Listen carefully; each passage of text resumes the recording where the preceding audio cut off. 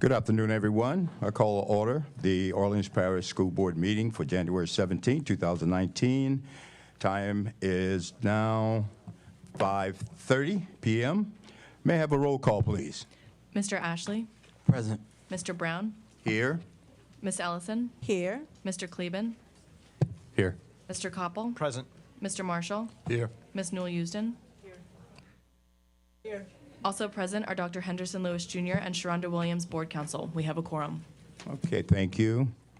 Just let me remind everyone, interpretation services are available during today's meeting, provided by, where are they? They're here. Okay, go ahead.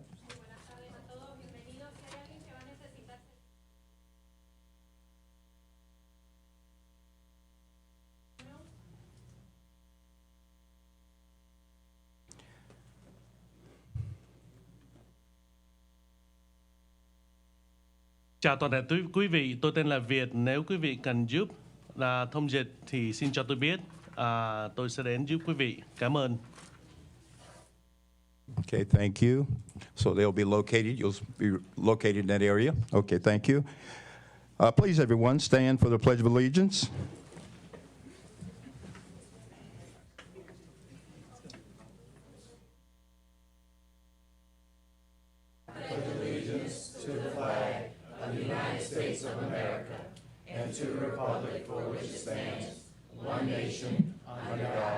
Indivisible, with liberty and justice for all.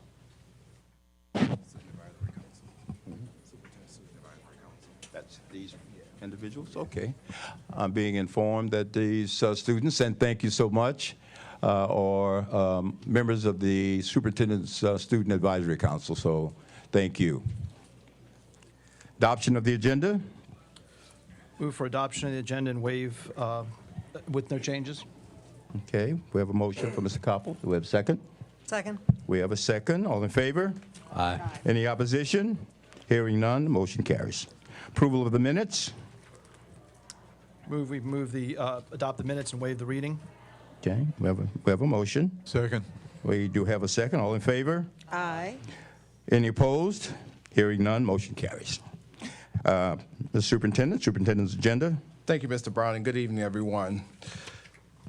As we open the first board meeting of 2019, we do so in the shadows of the birthday of one of America's greatest Native sons and leader, Reverend Dr. Martin Luther King, Jr.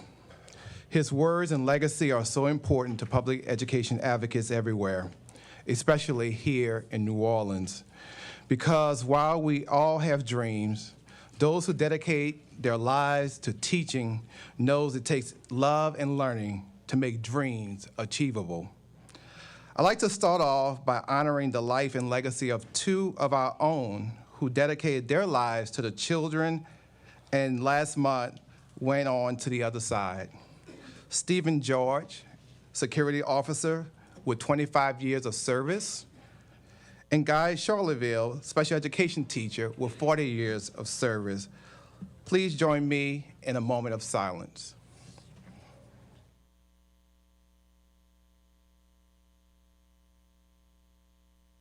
Thank you.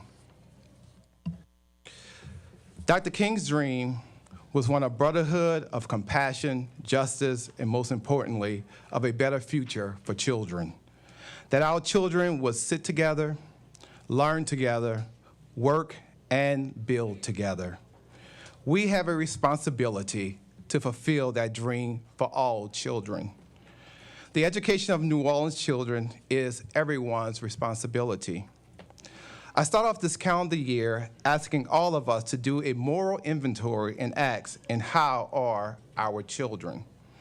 When the school year started in August of 2018, it started for the first time, all New Orleans public schools were under the authority of the Orleans Parish School Board since a catastrophic event of 13 summers ago. The road we travel hasn't been without its bumps. There are many who still feel displaced, but we've come a long way. More students are graduating than ever, from 54% to 73%. TOPS eligibility has nearly doubled from 25% to 47%. Our students are outperforming their peers in Denver, Chicago, Memphis, Indianapolis on the ACT. Today, 11% of all our students attend low-performance schools. In 2005, that number was 62%. Much of this is due to the fact that our school district now holds the adults at every campus responsible for academic outcomes and empower educators closest to the children to teach. That is not to say that I am satisfied. I have aspirations for this year that I am challenging all of us to meet. Just a few are more diversity of district staff, school staff, and programs because it makes our entire district stronger. Laser focus on academic growth at each school campus and replication of the best practices. Celebrations like we will do tonight of our students' achievement because they are many. Encouragement to educators because we want the best to come, to stay, and grow here. Engagement of all parents, whether satisfied or striving, and constructive dialogue about the future of our schools. We will continue to build a balanced portfolio of schools and school options, ultimately making it possible for any and every child to walk through any public school door and get the best public education possible every single day. So it's important that we support our students and our schools. We will not be anchored to nor defined by the failures of the past, nor will we shrink from the challenge of constant growth, the need to improve in terms of access, equity, and academics. We have built a solid foundation for our public school district, which reflect the new mindset today's graduates will need to succeed. Going backwards is not an option just because the path forward is difficult. We will increase the share of students performing at grade level in reading and math. We will continue to raise our high school graduation rate and our graduate success in college. We will increase our A and B rated schools. Let's remain committed to building an educational system which fully embraces high skills, high quality, and high levels of achievement. Our children deserve no less, and it is my commitment to build this with you. So let's begin with celebrating tonight in my report with our Student Advisory Council, our athletic champions at Edna Carr and Warren Easton, and our highest SPS schools, and our amazing growth schools, and finally, a presentation by the New Orleans Children and Youth Planning Board.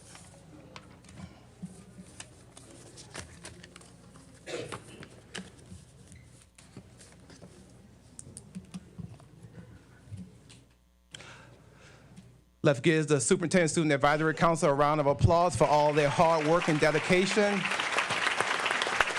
And I'll turn it over to Ms. Erica Freeman at this time. All right, thank you. Good evening, President Brown, members of the board, and Superintendent Lewis. We are excited to recognize the members of the 2018-2019 Superintendent Student Advisory Council. Again.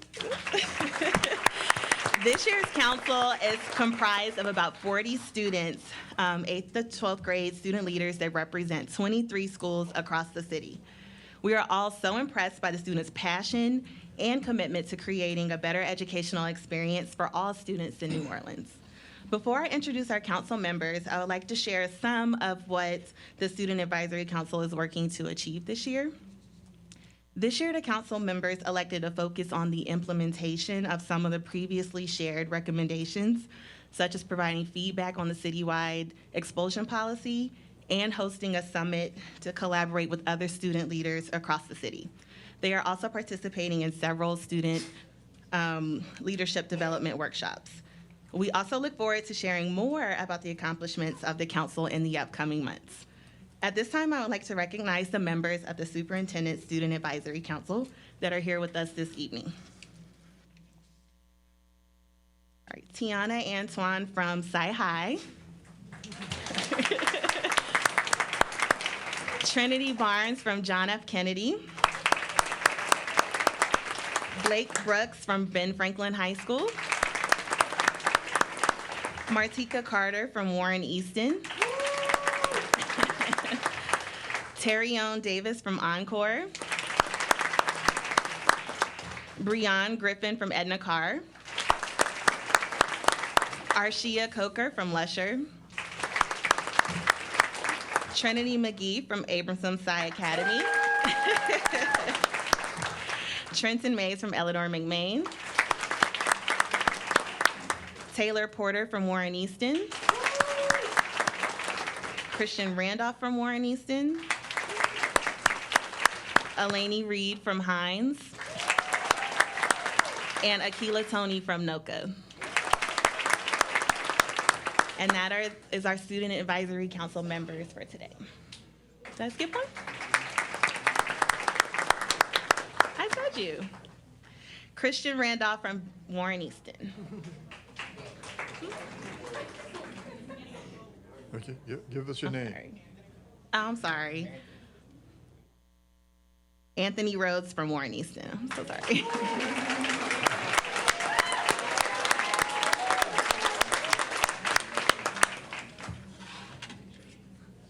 All right, guys, we can leave.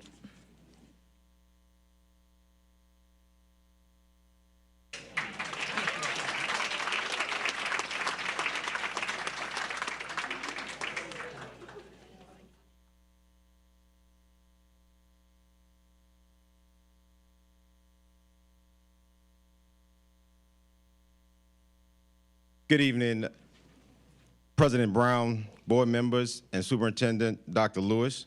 It gives me great pleasure today to honor the LHSAA 4A state champions and runner-up Warren Easton and Edna Carr High Schools. Both schools' student athletes and coaches put in numerous hours of preparation and dedication. Also, these student athletes compete in the classroom and on the field. The LHSAA has 63 football playing schools that compete for state honors. This was the first time that Orleans Parish had two schools to represent OPSB in the 4A state championship against each other for the state championship. It should also be noted that both of these schools are A-rated schools.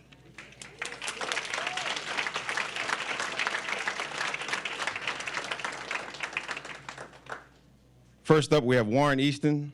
Also, we'd like the school administrators to come up, Ms. LaDuff, Ms. Dunbar, and Mr. McManus. Also, board members, Board Chair Dr. Gaudlin, and Board Member Mr. Hatchett.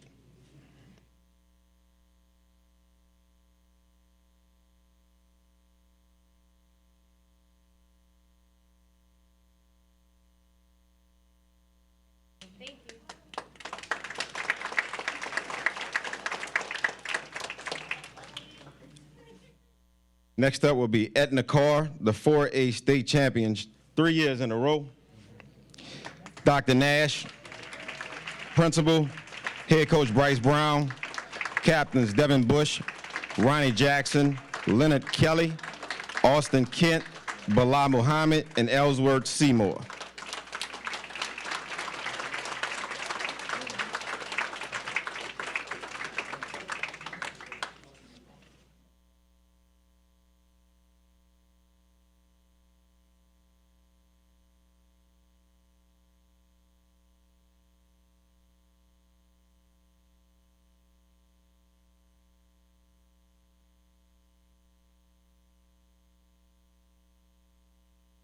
I don't know what Dr. Lewis is doing with the flags. I don't know, he's like.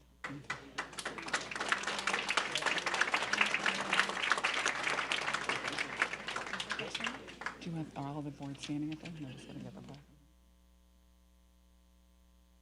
Yep. Or to wait for Dr. Lewis.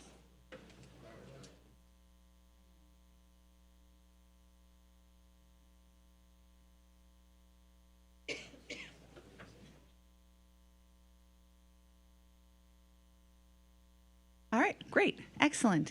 Good evening, board members, Superintendent Lewis, and community members. Tonight, I have the honor of recognizing the students, staff, and leadership of Orleans Parish Schools that are outpacing their peers here and across the state in the areas of academic achievement and growth.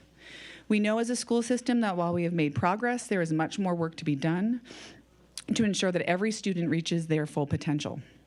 We also know that it's important to recognize the great and hard work being accomplished across the city, especially among this select group of schools here tonight. We'll be awarding 3 types of awards this evening, and I will describe them now. The first being the OPSB School of Distinction Award, which will be given to those schools that received an overall letter grade of B from the Louisiana Department of Education for the 2017-2018 school year. We will also be awarding the OPSB Exemplary Student Growth Award, which will be given to those students that received those schools that received an A letter grade for their academic progress made among their students. And lastly, we'll be awarding the OPSB A Award of Top Achievement, which will be given to those schools that received an overall letter grade of A from the Louisiana Department of Education for the 2017-2018 school year. Once I announce the award and school name, we ask that those here, the representatives here, come up, receive your plaque from your district board member, and have a seat. Thank you. So first, in District 1 schools in Mr. Brown's, we would like to first award the school receiving the OPSB School of Distinction Award, Abramson Psi Academy.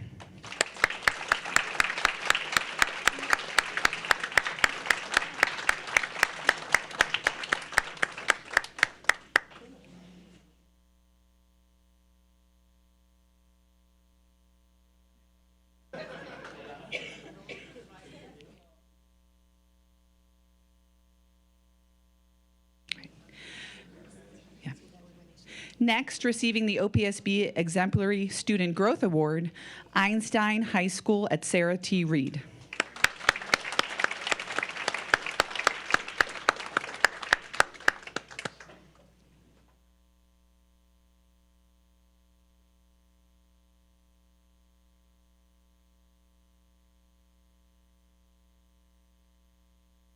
Excellent.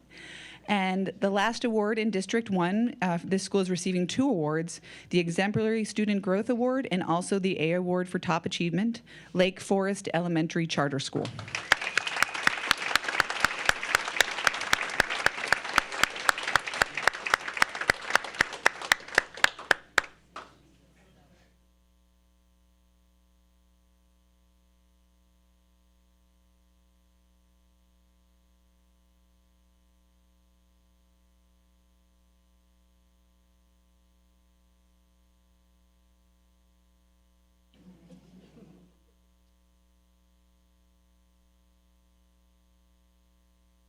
Okay. Next, in District 2, Mr. Ashley, receiving the OPSB Exemplary Student Growth Award, Akili Academy.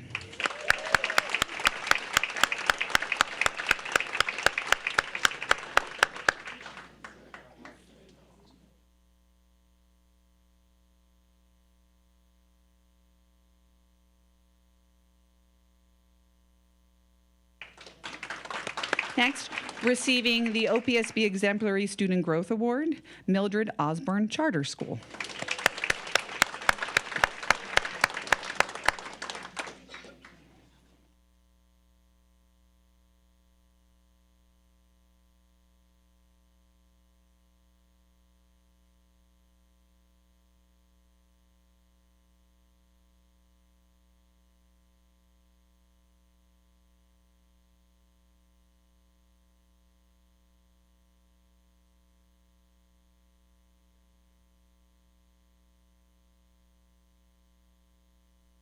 Excellent.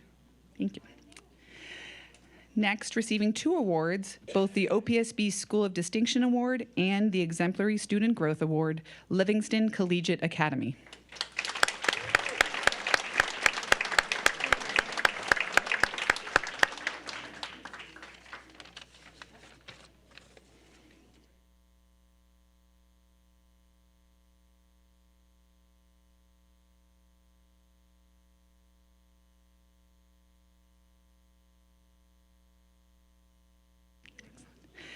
Next, District 3, Ms. Usden, receiving the OPSB Exemplary Student Growth Award, Arthur Ashe Charter School.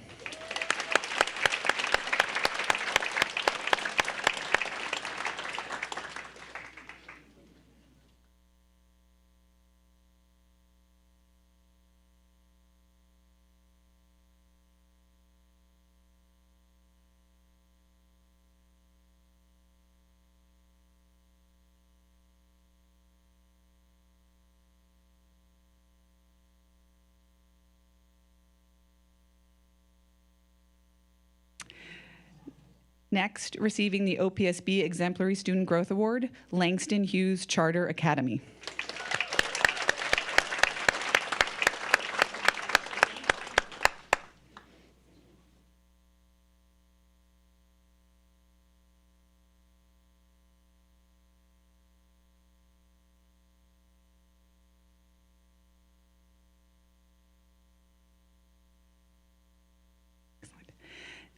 Next, receiving the OPSB A Award for Top Achievement, Warren Easton Charter High School.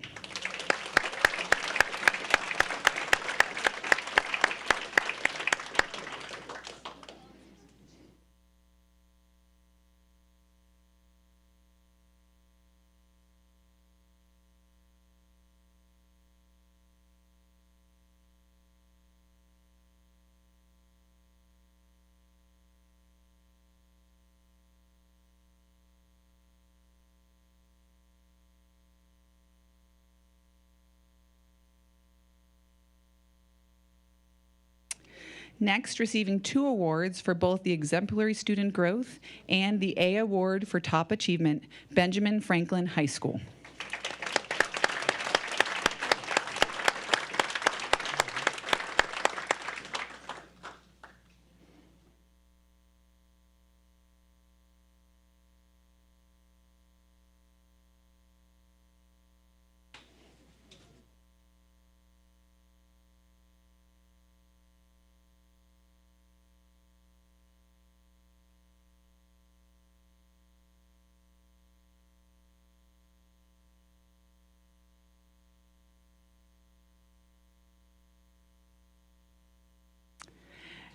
And lastly, in District 3, receiving both the Exemplary Student Growth Award and the A Award for Top Achievement, Edward Hines Charter School.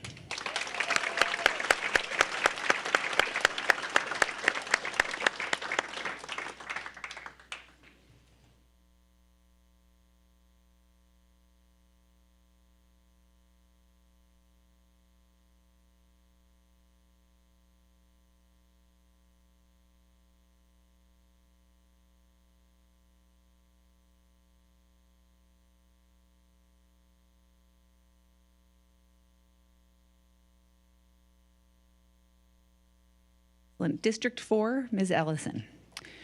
Receiving 2 awards for both the OPSB School of Distinction and Exemplary Student Growth, KIPP Renaissance.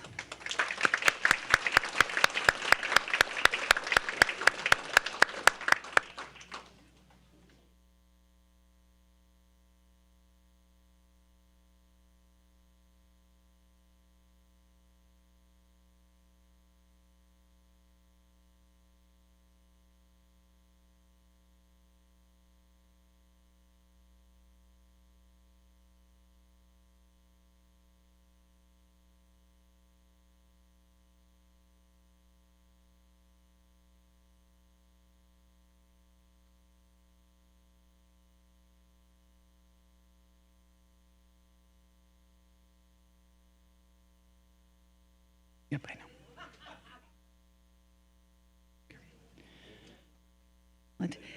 Next, receiving the OPSB Exemplary Student Growth Award, Harriet Tubman Charter School.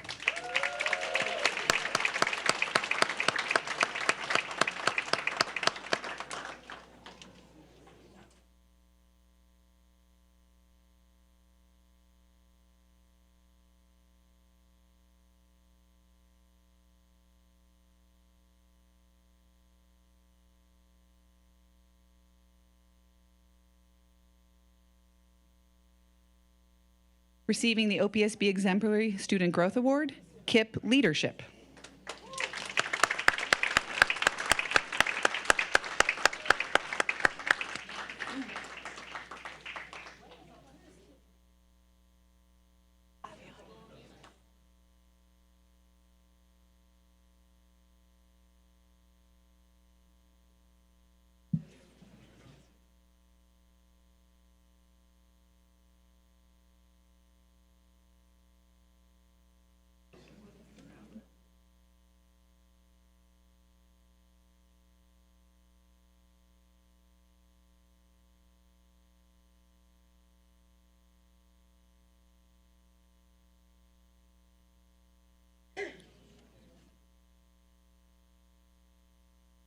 Excellent.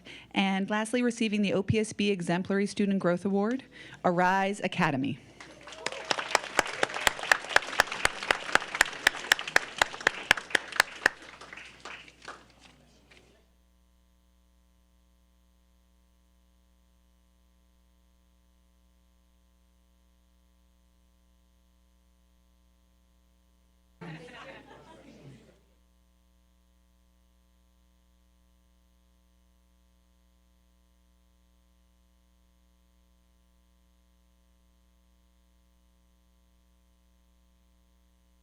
District 5, Mr. Kleben. Receiving the OPSB Exemplary Student Growth Award, Samuel J. Green Charter School.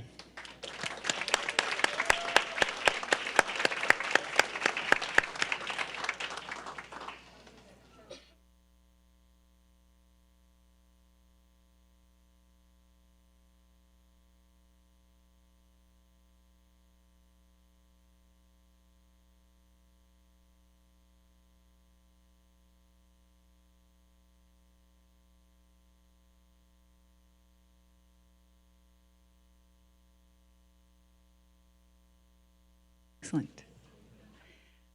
Next, receiving the OPSB School of Distinction Award, New Orleans Charter Science and Mathematics High School.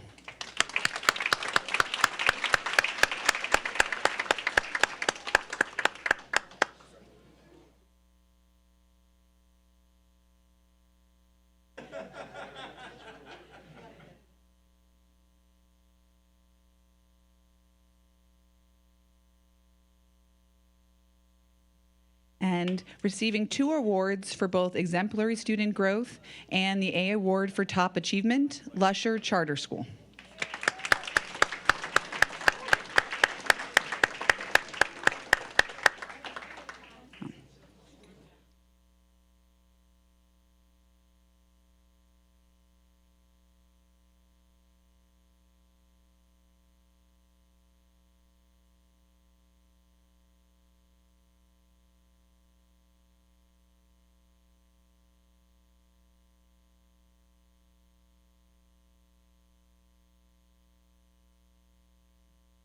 It's okay.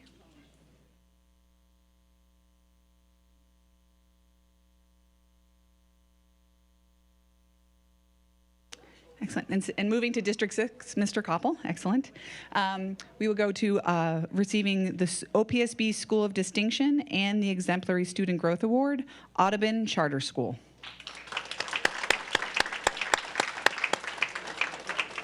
Oh, he does.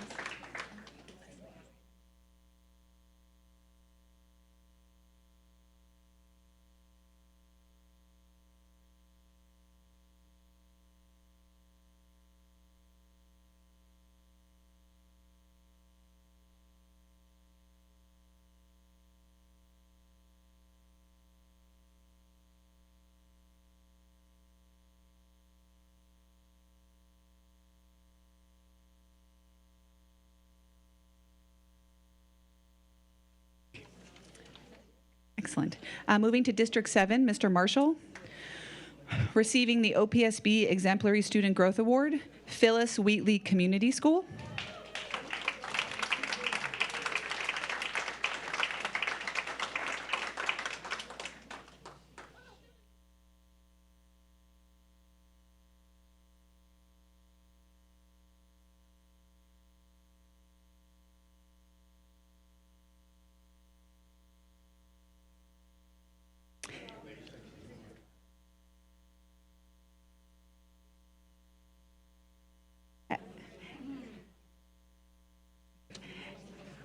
And lastly, coming back to Ms. Ellison, receiving the OPSB Exemplary Student Growth Award, Paul Habens Charter School.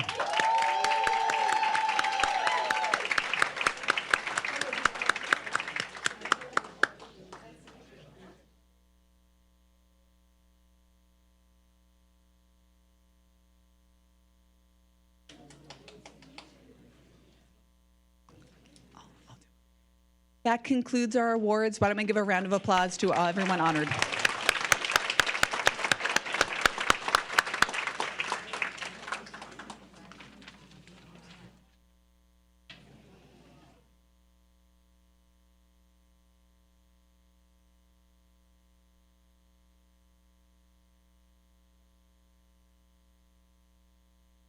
Item 3.4 on the agenda, we have a presentation by the New Orleans Children and Youth Planning Board. Good evening, and congratulations to all the schools and their students and their leaders, administrators. It's always nice to follow the good news. My name is Karen Evans. I am the Executive Director of the New Orleans Children and Youth Planning Board, and I am pleased to be here. I am here as a responder to the call to action newsletter that the superintendent put out saying, y'all all come and help us help our children. It was sent out. I got it. I read it. And he said, I got an email. He said, need help. This is all of our children. The New Orleans Children and Youth Planning Board is a collective, collaborative effort where we join together with others in this community to look for ways to improve the outcomes for our children. And we believe that there's lots of work to be done.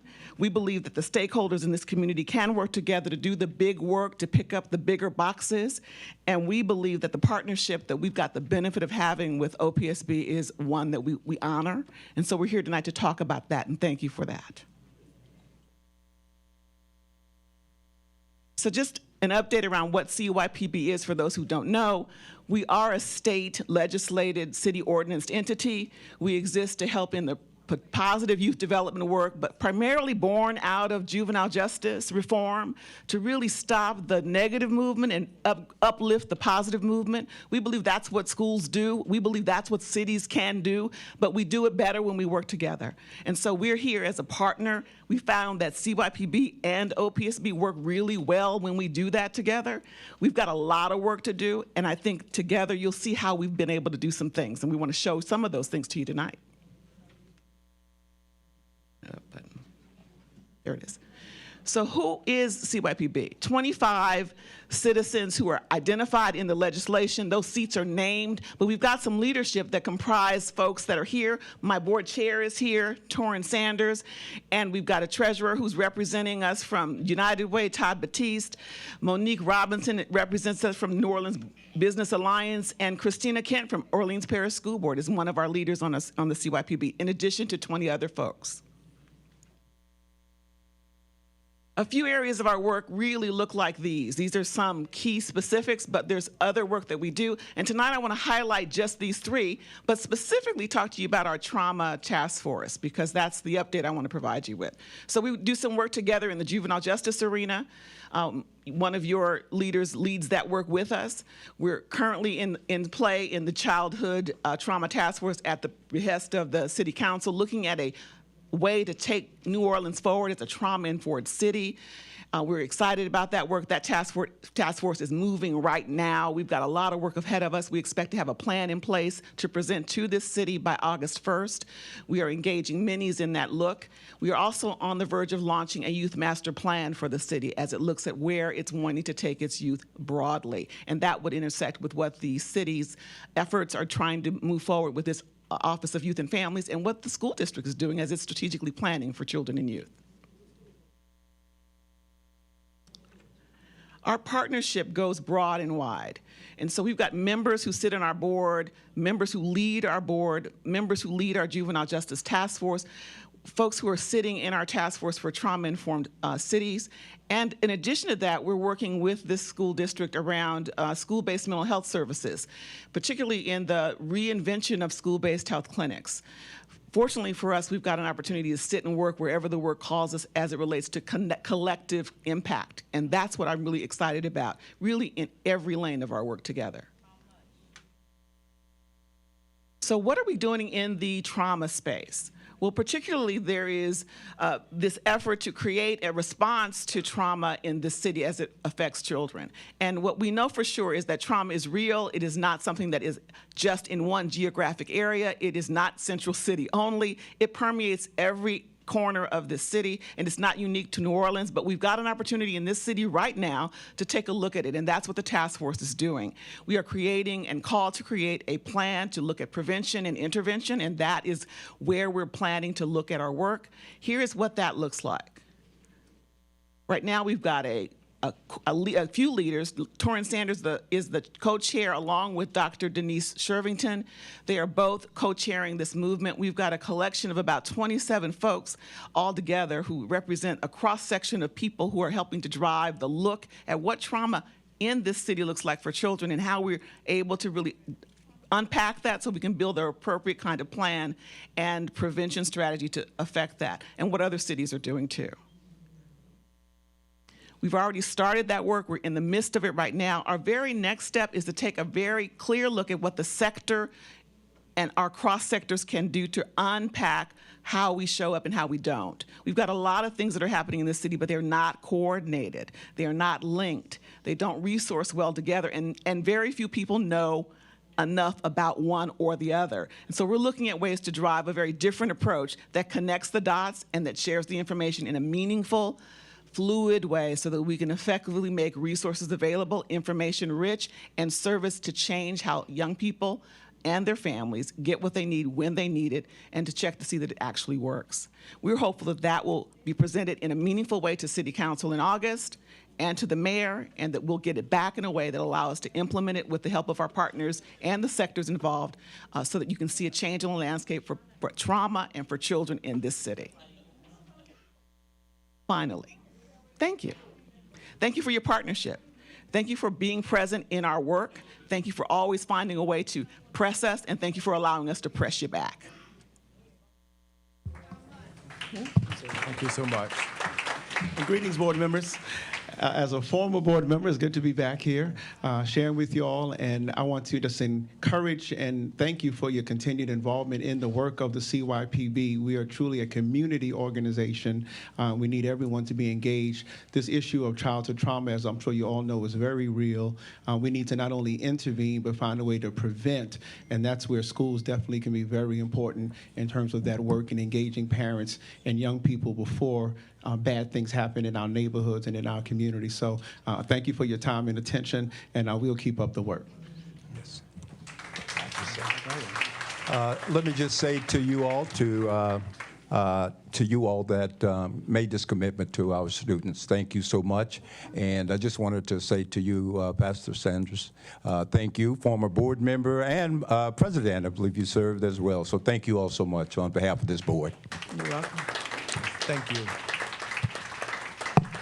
Mr. Brown, that concludes my report. Thank you, Mr. Superintendent. And I just wanted to, before we lose any of our audience too, wanted to recognize Pastor Sanders, but also wanted to congratulate one of our board members, Board Member Ben Cleveland and his wife on the birth of a new baby on yesterday. Thank you so much. Wanted to say that before we got busy and forgot. Ben, congratulations. What's the baby's name? Baby Emmy. Yeah, baby Emmy, so it's a girl. Thank you. Moving to action items. I yield to the Board Council to read the item and recommendations, election of school board officers. Mr. Brown, action item 4.1 is the election of school board officers. As you know, we have 2 officers to be elected tonight under policy BBA. Okay. Mr. President? So, yeah. Yes, Ben? I'd like to move that we suspend policy BBA related to the number of one-year terms an officer may hold so that the current officers, both President Brown and Vice President Ellison, may continue in their current officer positions for an additional year, which is consistent with what is allowed by Louisiana law. Okay. Second. Okay, we have a second from who? Did we get a second? Okay, we have a second. Our Board Council, is that in order? Yes, Mr. Brown, that is consistent. Okay. We just need a vote on suspending the policy, and then we can move on to the actual election. Okay, so we have a motion and we did get a second. Do we need a roll call vote on this or just a voice vote? You can voice vote. Okay, all in favor? Aye. Any opposition? Hearing none, motion carries. Okay. So now that we've suspended board policy, we would need nominations for the respective offices. Okay. I'd like to go ahead and nominate both President Brown and Vice President Leslie Ellison to continue in their positions for one more year. Second. Okay, we have a motion and a second on this. And we have a number of public comment cards on this action item, Okay. Mr. Brown. All right. Just to remind everybody, as you come to the microphone, please state your name and address for the record. If you're with a group, please designate one speaker to speak on behalf of the group. The first speaker is Gary Briggs.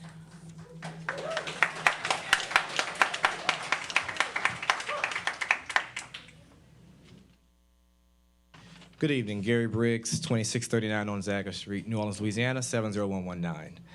I'm Gary Briggs, a New Orleans native, the product of our pre-Katrina school system.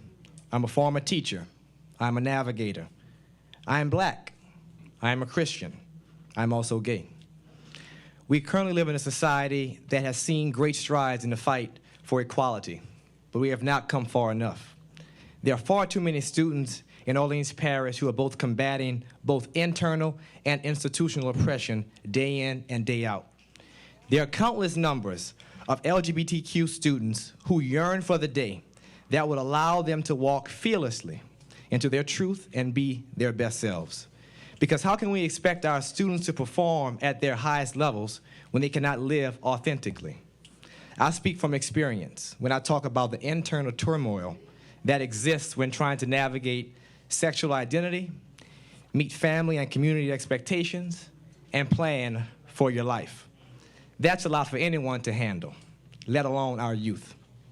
It took me 25 years to reveal this aspect of my identity, and now 5 years later, as a 30-year-old man, I can stand before you and push you to think about how you can provide support to this population of students.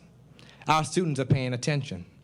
Our students know who is in their corner and who is actively working against them and their well-being. Our city has been recently reminded of the importance of symbols. The Confederate monuments are down. This sent a signal to the world that New Orleans was working to become a more inclusive city. As symbols matter, so do leaders. In the spirit of inclusivity, we should be lifting up leaders who actively work to create learning spaces that foster curiosity, embraces diversity of self and thought, and push students to become global citizens. Board, tonight, you have a decision to make. You can allow the vestiges of the past to take root within the school board, or you can send a message to all students that they have a seat at the table at any school in Orleans Parish. Thank you. That's Trust your me, time. they're watching. Thank you. Next, Wanda Romaine.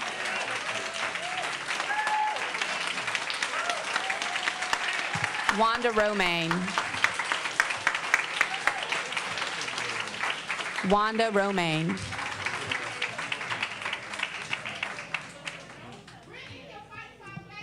And after Ms. Romaine is Riley Santiago.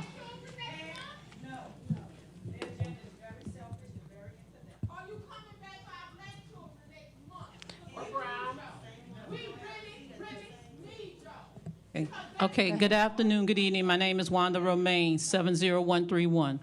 As to speak to the nominations of both Mr. Brown and Ms. Ellison, I'm just going to do a little history lesson here. I promise I ain't going to be that boring.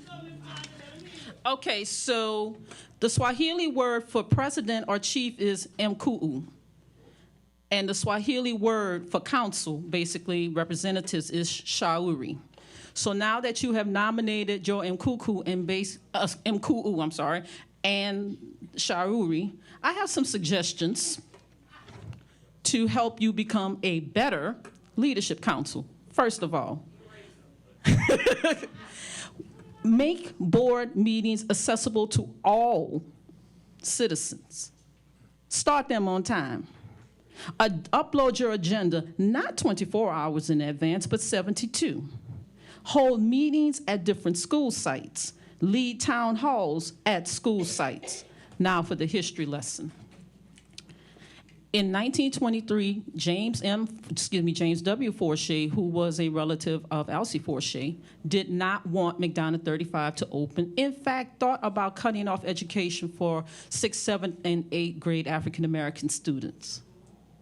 But then came Dr. Mac J. Spears, the illustrious Brown Eagle alumnus who not only guided 35 for 13 years, but sat as school board president for 16 years, being president a record 7 times. So you got a little work to do.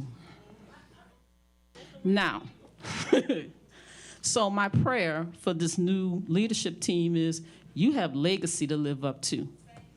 I will make sure I write as much as I can so that future boards, all of them, will know who they're getting their script and I'm gonna be kind, their leadership orders from. Please be on the right side of history. Thank you so very much. Next, Riley Santiago, and after Mr. Santiago, there you are, Ms. Santiago, Lanice Beecher. My name is Riley Santiago.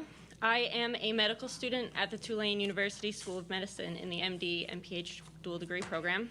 I am the president of the Tulane Organization for Gays and Allies, a co-founder of the Queer Straight Alliance, the LA Student Representatives of the Louisiana Medical Board of Governors, and I'm here representing your future doctors and colleagues, graduates of this school system and parents of children learning here now.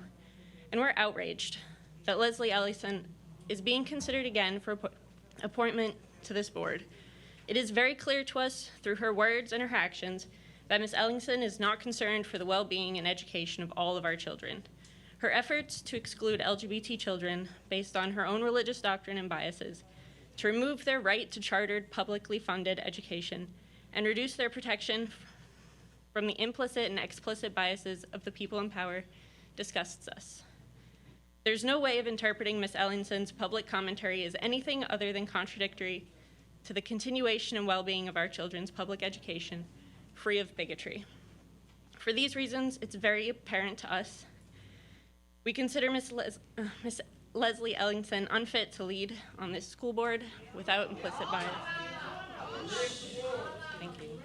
Next, Lanice Beecher, and after Lanice Beecher, Alicia Plummer.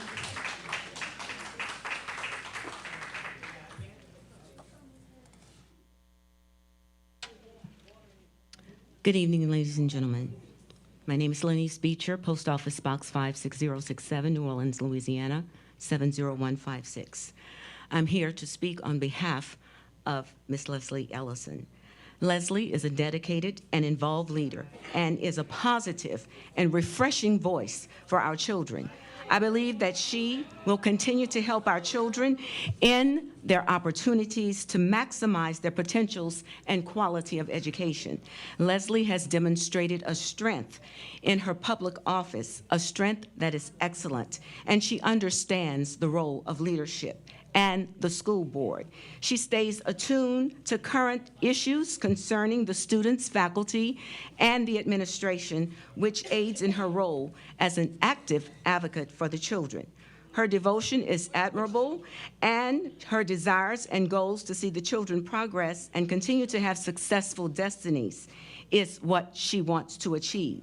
Leslie's concern is not for political image, but it is for the best of the children. Her integrity is outstanding, and she has the kind of character that anyone who would want to represent their children should have in this community.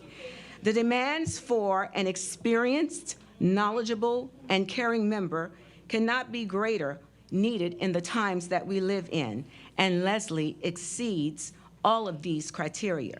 She has the ability to get the job done. The school board should not be defined by personal animosities, but decisions concerning those who desire to serve should be based on credentials and commitment.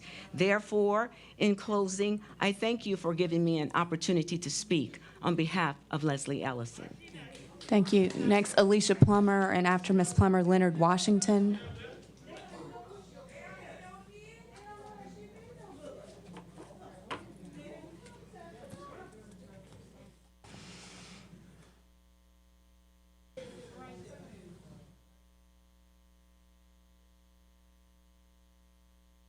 Good afternoon, Alicia Plummer, Post Office Box A72784, 70187.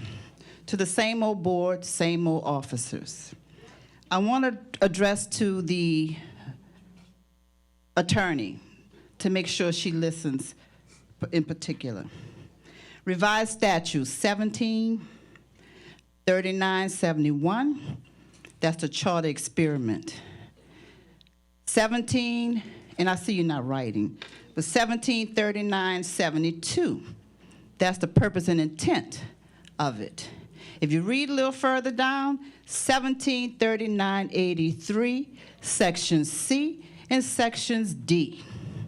Section C pertains to when you're getting rid of a charter, you must have an election of the students by way of their parents, the staff, and the administrators. That was never done for any school that you took over, turned over the charter. D speaks of you should have these meetings in the geographical area of these schools that you turn into charters. The majority of the schools in New Orleans are on the East Bank, but you crowd everybody over here in this little bitty room on the West Bank to make it hard for parents to get here to speak out. You all are in violation of your own crooked, unconstitutional laws. And for you, Mr. Henderson Lewis, you keep talking about the old way. The old way was a better way because before y'all took over our schools, we only had 4 failing schools and over 100 passing schools. Now it has flipped. We only have 6 to 8 passing schools and the rest are failing schools. So you tell me what old system you're talking about. Erase the board. Leonard Washington, and after Mr. Washington, Mariah Moore.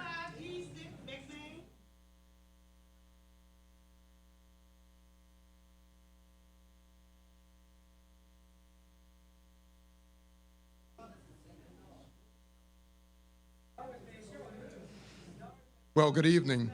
I'm Leonard Washington, 2241 Milton Street, New Orleans, 70122. I'm here in support of Leslie Ellison. I've known Leslie Ellison for more than 20 years. I've known her in social settings. I've known her in political settings, in professional settings. I've known her in school board settings. I've known her to be sincere, goal-oriented, an excellent organizer of things, of programs, and of people. She is dedicated and interested in communities, in schools, and especially in children and youth. Examples of her dedication and interest are providing students with school supplies, participating in scholarship programs, visiting the homes of students and their parents, personally visiting bus stops in the cold weather and giving coats and gloves to students who did not have them, and many other selfless acts, including what she does on this board. Many of the things she's done, it was even before she was a school board member. She's a very capable administrator, honest and fair, able to agree or disagree without hate or bitterness, able to understand both sides and make a wise decision. She's a wise counselor. And most importantly, she's an advocate for students and their parents. In conclusion, I know that Leslie Ellison is suited for this school board or any other school board who wants the voice of reasoning, the voice of maturity, the voice of understanding, the voice of dedication, the voice of logic, and more importantly, who wants to put the education of students first. Thank you, Mr. Washington. Mariah Moore, and after Ms. Moore, Malaysia Walker.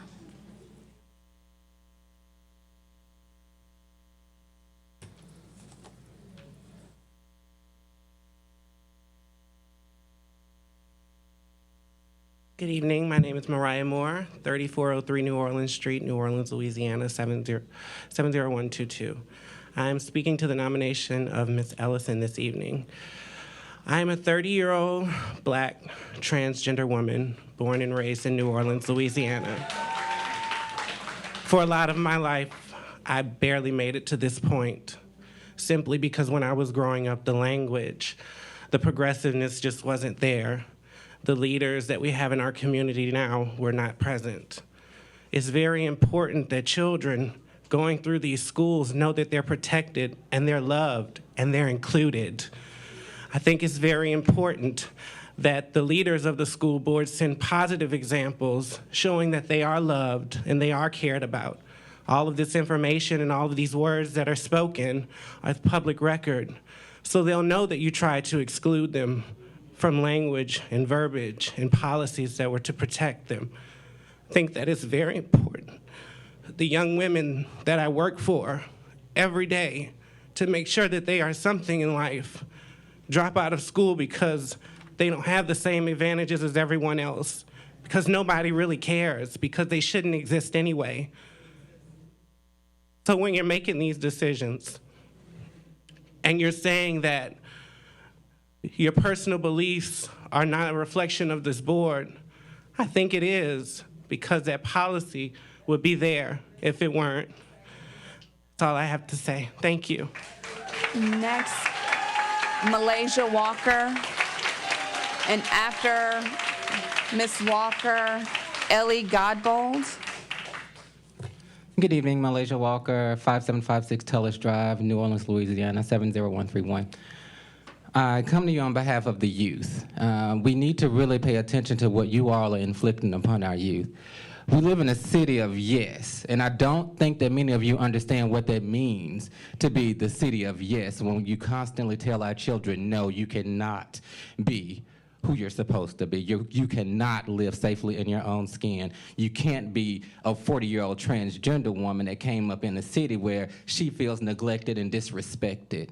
We have to set the image that everyone is accepted in this city, not just few. Not because of our own personal beliefs, but because we want our children to succeed. We want our children to be members of this school board. We want our children to be presidents. We want our children to own their own businesses. We want our children to live and progress as we once did. The problem is our society has faced enough indifference. Our society has faced enough injustice. When will it end to help benefit our children? You say the children are our future. Show the children that they can do and be whomever they want to be. I am a 40-year-old black transgender woman, and I represent New Orleans well. Thank you all. Have a good night. Ellie Godbold. And after Ms. Godbold, Joyce Bracey. My name is Ellie Godbold. I live at 426 Elmira Avenue, New Orleans 70114, and I attend public high school in Orleans Parish. I'm here today to express my concern and disappointment in the possible election of board member Leslie Ellison as school board president. I do not feel she has every student's best interest in mind, since she has a documented history of actively working to fight against equal protections for LGBTQ students. Every kid in Orleans Parish has a right to a quality education. Every kid in Orleans Parish has a right to feel safe at school. Any public official in charge of students' well-being should not let their personal prejudices blind their ability to serve all students. I could only hope that the adults in charge of mine and my peers' education would serve us to the best of their ability, free from judgment and prejudice. The homophobia Leslie Ellison costumes as religious freedom does not reflect the characteristics of this kind of leader. Speaking as a student and part of the community that she has continued to show inherent disregard for, I do not believe Ms. Ellison is the right type of person to lead a safe, productive, and non-discriminatory community. Please consider this when casting your vote for school board president. Thank you. Joyce Bracey. And after Ms. Bracey, Shelley Farrell.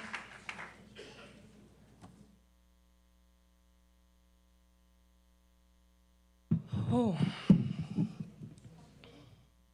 My name is Joyce Bracey, and I am here as the mother of one graduate and 3 current students of Orleans Parish Schools. I also live in Orleans, right at the same house as that young lady that you just heard from, as she's one of those children. I strongly oppose the election of Leslie Ellison as board president or vice president. In fact, I ask for her removal from this board. I find it cowardly and weak that the school board,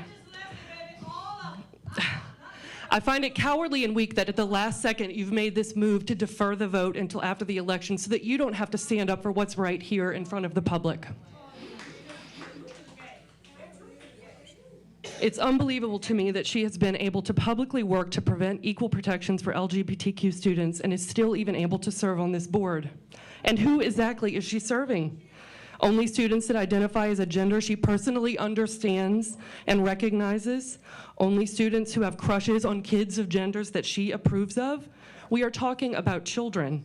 Children of all races, ethnicities, nationalities, creeds, sexual orientations, and gender identities, whether Ms. Ellison understands them or not, should be allowed to have equal access to a quality education. They should all feel safe, accepted, and respected for who they are at school. I work in youth substance abuse prevention, and I can attest that discrimination and disrespect for this population contributes greatly to the epidemic of substance abuse, addiction, and suicide among youth that we are experiencing in our city. History will remember this vote. I will remember this vote. And come election time, voters will remember who casts a vote in favor of a president or vice president who would actively fight against equality for LGBTQ students. Thank you.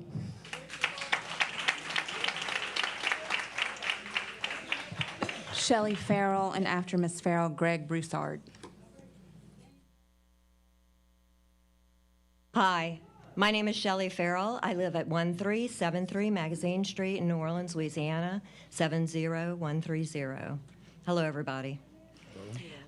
What a beautiful introduction to tonight. I hope that we, as a community, a very small part of the human community here together tonight with passion, can understand what was brought up initially tonight, and it was so beautiful, and thank you. That's a lot of how I feel aligned. I'm the mother of a transgender teenager in Orleans Parish. And I'm so grateful and so lucky and blessed to be so. I don't want her to change. I love everything about her. She is brought here, along with a lot of other angels here tonight, to teach us all some more lessons about diversity and inclusion, and what a beautiful group we have here tonight. It is true joy to be here. She has been through literal hell, and therefore so have I. Kids find out young what the differences are. They know way before I know. You know, I just love them. And the abuse starts very young. Staff doesn't understand, the students don't understand. They're grappling with their own identity and want to have somebody with them, you know. Let me just say, because it's a little bit of time that I have, is that the abuse that she has put up with for all of her years, the physical, mental, and more abuse that she has gone through by children, the lack of understanding from educators, administrators, and staff has been appalling. Not all of them, okay? Some. There have been some angels, you know, that have come on board before others. I have had to been, just in society in general, every day we open that door, it's like a battlefield. The cat calling. Ms. Farrell, that's your time. Okay, thank you. Just please include equality for all children, including LGBTQ plus individuals. Thank you. Greg Broussard, and after Mr. Broussard, Regina Mouton. Good afternoon, board and all that's present. My name is Greg Broussard. I reside at 7914 Edward Street, New Orleans, Louisiana. I'm a product of the public school system. I graduated from George Washington Carver. My wife graduated from Francis T. Nichols. I have a daughter graduated from two of them graduated from McDonald 35, and my oldest daughter from McMain. I currently have a grandson at Osborne Elementary. Amen. I'm a product of the public school system all my life. Amen. And I'm here on behalf of Leslie Ellison. My family and I have known school board councilwoman Leslie Ellison for quite some time. She's given us educational advice concerning our grandchildren. I find her to be very knowledgeable about the education process. I've had the opportunity to work on several of her election campaigns and was amazed the most of the residents in her district who knew her and her family, who have lived in the same community all their lives.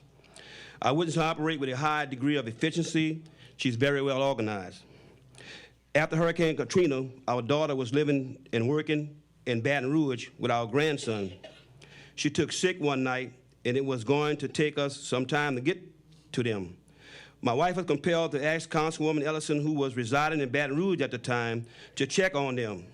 She went and stayed with our daughter and grandson, who was about 16 months old at the time, until we were able to arrive, which was about 4 in the morning.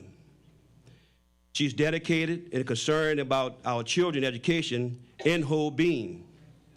The measure I consider of a true public servant. Thank you.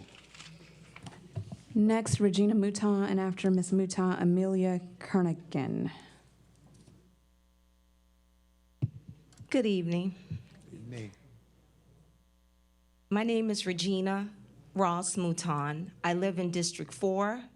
My reasons for coming today is to acknowledge a fantastic leader on the school board, Honorable Leslie Ellison. As a grandmother of 2 granddaughters attending the First Line Uptown schools, someone like Leslie Ellison has been a plus. She has a concern about every child in our school system. When she would see my granddaughters at school, at different events, she would always ask them, "How are y'all doing in school? Do y'all have anything you would like to talk about? Any challenges you're facing?" This has been a different year. As we know, every school year is different. Leslie took time out of her busy schedule to encourage my daughter to start the One App application process, advising her how to navigate on the website in selecting a high school. I use high schools, how to navigate, okay? I use the word fantastic to describe her. Here is my summation in describing her. Honorable Leslie is a role model to many. Her selflessness, acts of kindness, and her ability to bring people together to share in our differences and commonalities. As I watched her in community outreaches, serving others, and doing what she has been elected to do, she's focused, an achiever. She is a notable nurturer, trustworthy, affirmed, supportive, timely, impartial, and confident. Put them all together, they spell fantastic. In That's your closing, time, Ms. I would Mouton. like to personally thank her and each of you. God bless you. Amelia Kernigan, and after Ms. Kernigan, Kirsta Kurtz-Burke. Good evening. I'm Amelia Kerrigan of 2728 State Street, New Orleans, Louisiana, 70118. I attend public school in the Orleans Parish. At the top of the Orleans Parish School Board website, the banner line reads, "Every child, every school, every day." Next, the OPSB vision is listed. Every student receives a high-quality education that fosters his or her individual capabilities while ensuring that they strive and are prepared for civic, social, and economic success. If that is the vision, then Leslie Ellison should not be the next Orleans Parish School Board president, because Leslie Ellison is not for every child. I find it alarming that she has remained on the board for this amount of time. Her discriminatory views will hurt every child that is lesbian, gay, bisexual, transgender, or queer. Please do not support a candidate who cannot support every child. Discrimination against any group is wrong, plain and simple. When you are voting, think about who this will affect the most, the students. Students in our school who need protection and love from adults and peers they know will support them regardless of how they identify. With policies without protection for the LGBT community, we cannot achieve this. Furthermore, if we continue to have figures who bully them into hiding how they express themselves, we will not progress as a society. Thank you for your time. Next, Kirsta Kurtz-Burke, and after Ms. Kurtz-Burke, Rhonda Broussard. Thank you. I'm Kirsta Kurtz-Burke. I live at 228 South Cortez Street, New Orleans, Louisiana, 70119. I'm a physician who's worked and lived in Orleans Parish for 20 years, and I'm here actually today representing a group of healthcare providers, over 24 of whom have signed this statement physicians, nurses, and mental health providers who are concerned about the issue at hand today. As healthcare providers who are dedicated to the well-being of the children of our community, we stand before you today to encourage you not to vote for Leslie Ellison as Orleans Parish School Board President or Vice President. We have grave concerns about the school board being led by someone who has expressed views that open the door to discrimination against LGBTQ students. LGBTQ teens are especially vulnerable to mental health disorders and even suicide. Episodes of victimization and discrimination increase the likelihood of self-harming behavior. A recent national survey of teens showed that students in Louisiana experience a higher than average level of discrimination. In fact, 80% of LGBT students in Louisiana reported they were verbally harassed at school due to their sexual orientation or gender expression. 32% had heard school staff make homophobic remarks, and nearly 20% were victims of a physical assault. We affirm the contemporary scientific agreement that being lesbian, gay, bisexual, or transgender is not a mental illness or disorder and should not be pathologized. If the school board does not model values of inclusion and protection from harassment, our children are at increased risk of anxiety, depression, social withdrawal, and even suicidality. As healthcare providers, we see firsthand the devastating results of this with our patients and their families. The school board should be comprised of representatives from the community that protect all students from all forms of bullying and harassment. To that end, we implore you to elect a school board president that will work to keep all of our children, parents, and community members safe from undue discrimination. And just on a personal note. That's your time. Thank you. Rhonda Broussard, and after Ms. Broussard, Lainey French.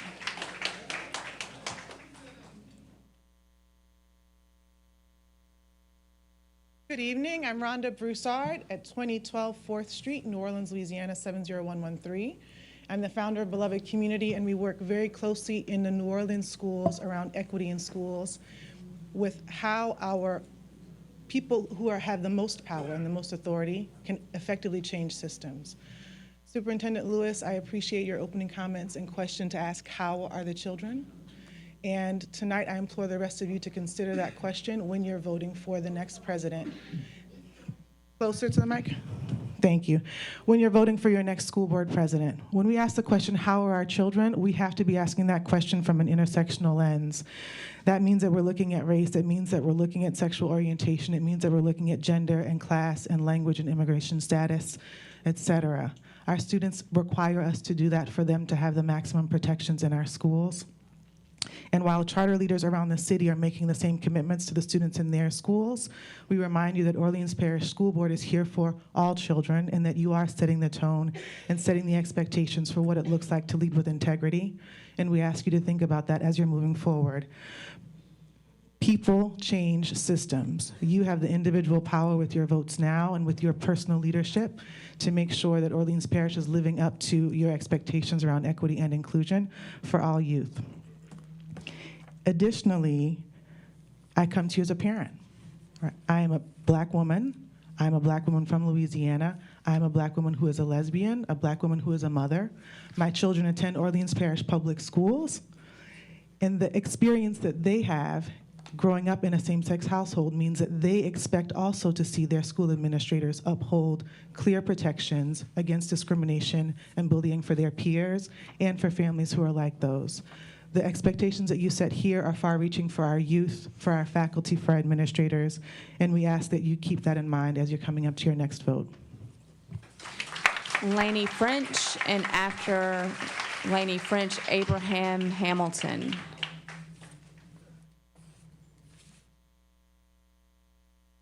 Lainey French. Is Lainey French in the room? If not, Abraham, is that you? Okay.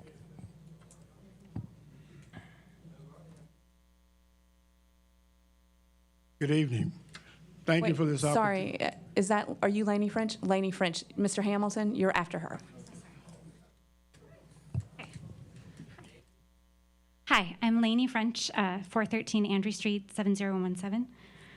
I'm a parent, and I am new to this. My son is in pre-K, and this is this year at Encore Academy, and this is my first board meeting. It won't be my last, though. I was moved to come here by reading the record of Leslie Ellison, a board member who should never be the chair of OPSB or the vice chair. She has had many people speak here tonight to her experience and her compassion. And I understand that they had positive experiences with her.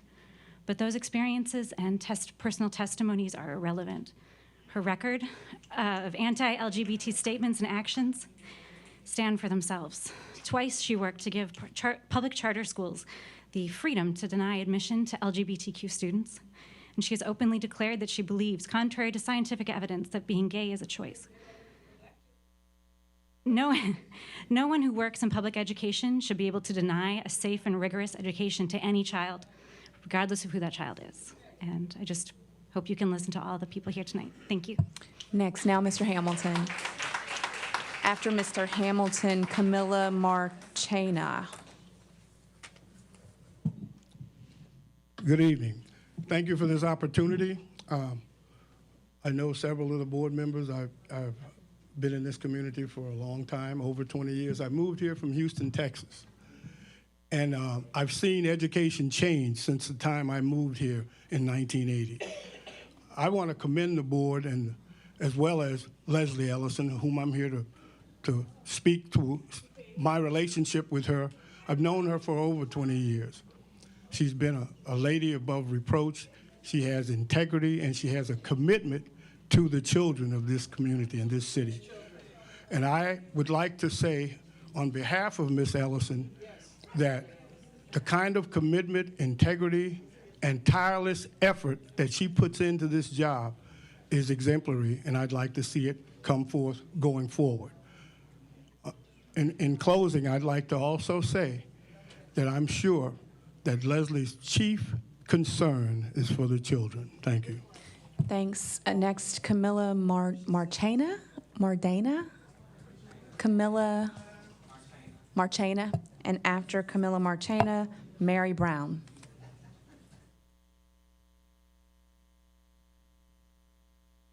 Camilla Marchena, 2010 Oak Creek Road, 70123. Today I'm here as a representative of Louisiana Trans Advocates. I am on the board. I would like to voice my concern about the school board election involving Leslie Ellison. I know with my entire being that she is unfit for the position. I am a proud Latina trans woman who went to school in Jefferson Parish. I almost didn't finish high school because my senior year I was kicked out of my home, which is a reality of many LGBTQ youth. If it wasn't for the acceptance, love, and support from the administration at the top, my principal, vice principal, and teachers, I wouldn't be here with you today. I hate imagining that someone who is from my community can have such a different experience just because of the parish they live in. The best way to show effective support is from the top down. So you are clearly sending a message to students in Orleans Parish if you elect Leslie Ellison. I don't doubt that you are aware of the high suicide rates of LGBT youth and all the bullying and discrimination that they have to go through in school or in their personal lives. Schools should be safe and inclusive for all. Leslie Ellison has gone out of her way to demonstrate that she doesn't support the LGBT community. In fact, openly supported a bill that would allow people to discriminate against students, employees, and affiliates. There was a meeting that occurred on Tuesday among representatives of organizations that from HRC, LTA, and PFLAG, and to clarify some of the confusion, LTA 100% does not support Leslie Ellison for president. I hope that with this testimony and all the testimonies of everyone here today, that you will not elect her as the new president. Thank you. Okay, thanks. Next, Mary Brown. Mary Brown, and after Ms. Brown, Layla Blackbird.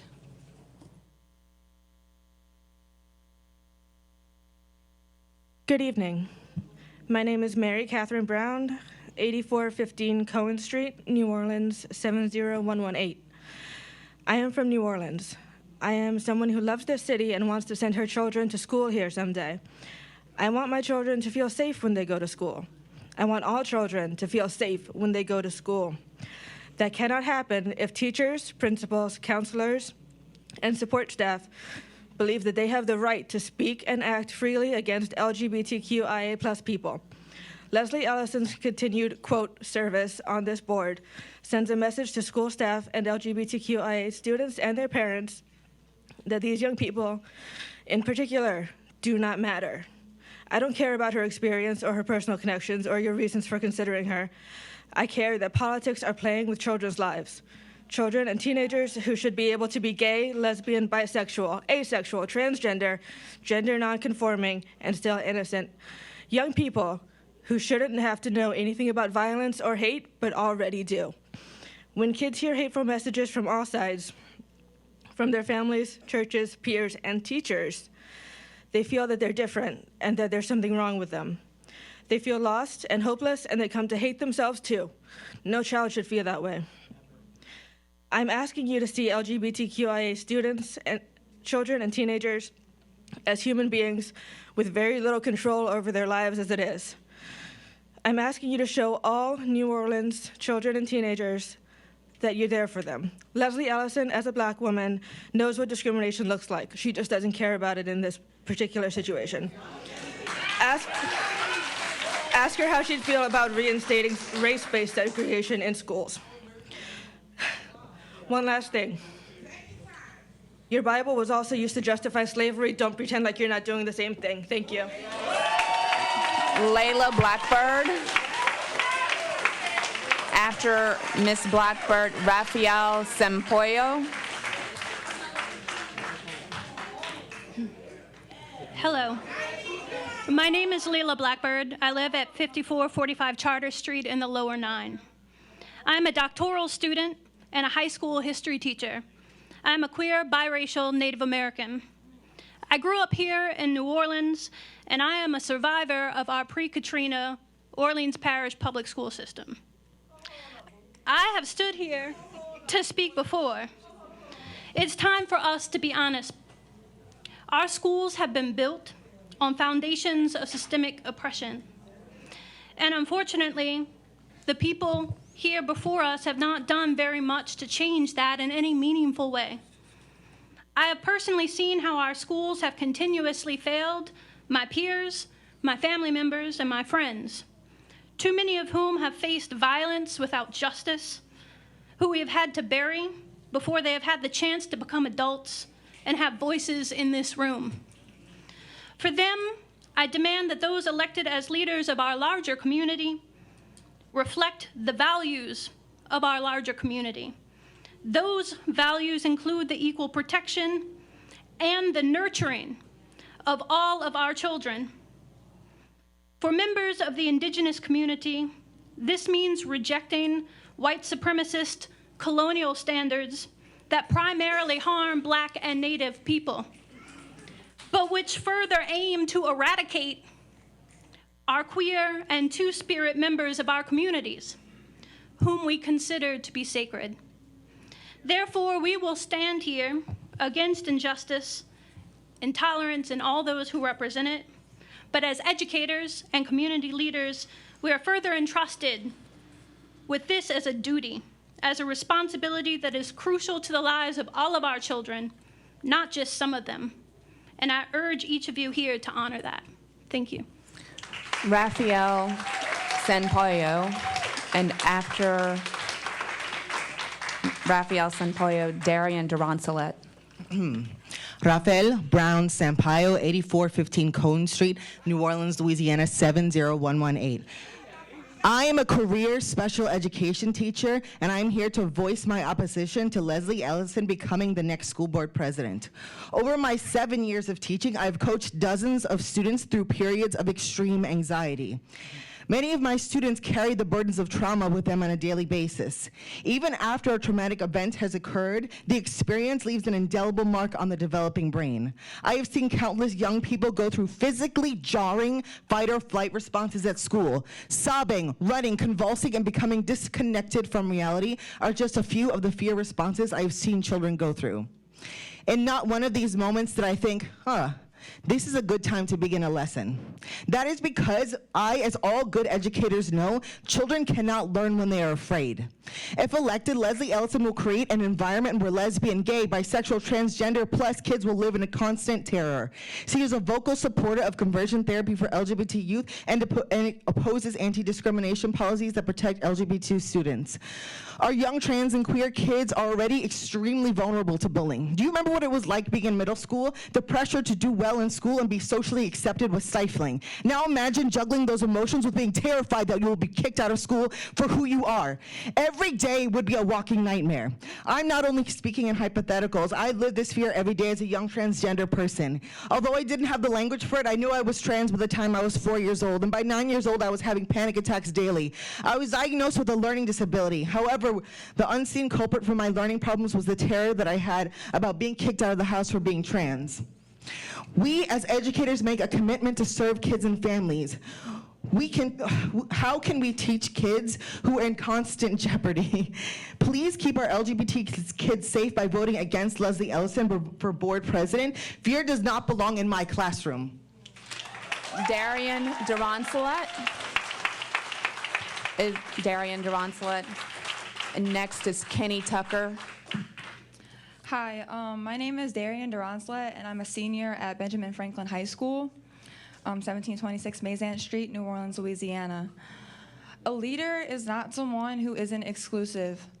A leader doesn't exclude people just because they're not comfortable with it. A president is not for the comfortability of themselves. They're for the entire school board. They're for the schools. They're for the students. They're for us.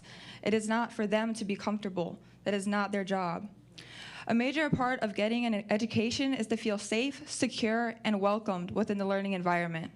Leslie Ellison is not for protecting the LGBTQ community, which can be displayed from her stance on the anti-discrimination clause. Therefore, I believe Ellison should not be elected as the next school board president because Ellison thinks that schools should be able to discriminate against the people for sexual orientation. Everyone, including members of the LGBTQ community, have a right to education, but Leslie Ellison, is not supporting these students. And if she does not support some of us, then she supports no one in the student body. Thank you. Kenny Tucker and after Mr. Tucker, Lester Perryman. Good evening. My name is Kenny Tucker, and I currently serve as the Volunteer Political Action Committee Chair for Forum for Equality, 4519 South Claiborne, New Orleans 70125. This school board casts hundreds upon hundreds of votes each year, year in, year out. Most are forgotten, but this vote tonight and this evening for president of the board will long be remembered. And the nomination tonight of Mr. Brown for a third term is certainly a step in the right direction. I am heartened by the fact that no one has yet nominated Ms. Ellison for president, and I hope they never will. And next year is January 2020, the start of the third decade of this century. Ms. Ellison's long documented views belong in last century. And each year and year in out, this entire community in this room will be back year after year after year to ensure that the next president of the school board will be someone who respects inclusiveness for all school children. And basically, this room is filled to capacity, and I respect y'all for listening to everyone's comments, but I must say you're going to need a bigger room. Thank you. Thank you. Lester Perryman. After Lester Perryman, Deidre Lewis.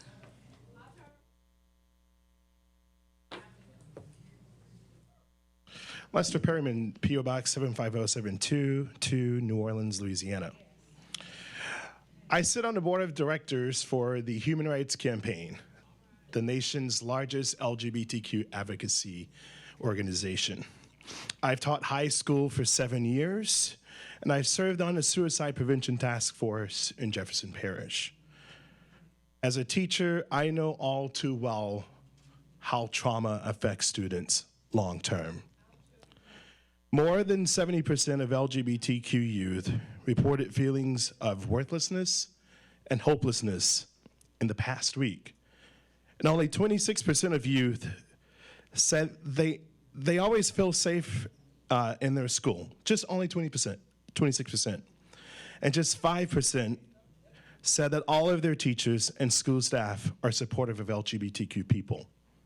Children, some of whom are younger than the age of 9, are hearing dangerous messages and are often made to feel hopeless and alone simply for being who they are. And mitigating these numbers is as simple as providing training, and as simple as responding appropriately to anti-LGBT comments in a classroom, or encouraging educators to promote inclusivity and diversity in their lesson plans, something that some on this board have demonstrated on countless occasions that they are incapable of doing. Now, we've heard much about tonight representation, and that the students of New Orleans need to see someone who represents themselves. Students in New Orleans are 70% African American. And we've been told also that the president pretty much has no power. But I simply ask, are students of color who are LGBTQ viewed as expendable in an effort to put someone as president solely for the purpose of representation? Being black already makes life hard. Adding being an LGBTQ person on top of this That's your time, Mr. is extremely difficult. So we need to put someone in position of president who represents all students and protects all students, including LGBTQ students. Thank you. Deidre Lewis. After Ms. Lewis, Sally Black.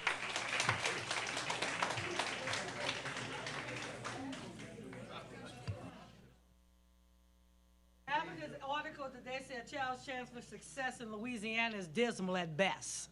They have a C rating, so I don't know what all this dog and pony show y'all had earlier with the children coming up.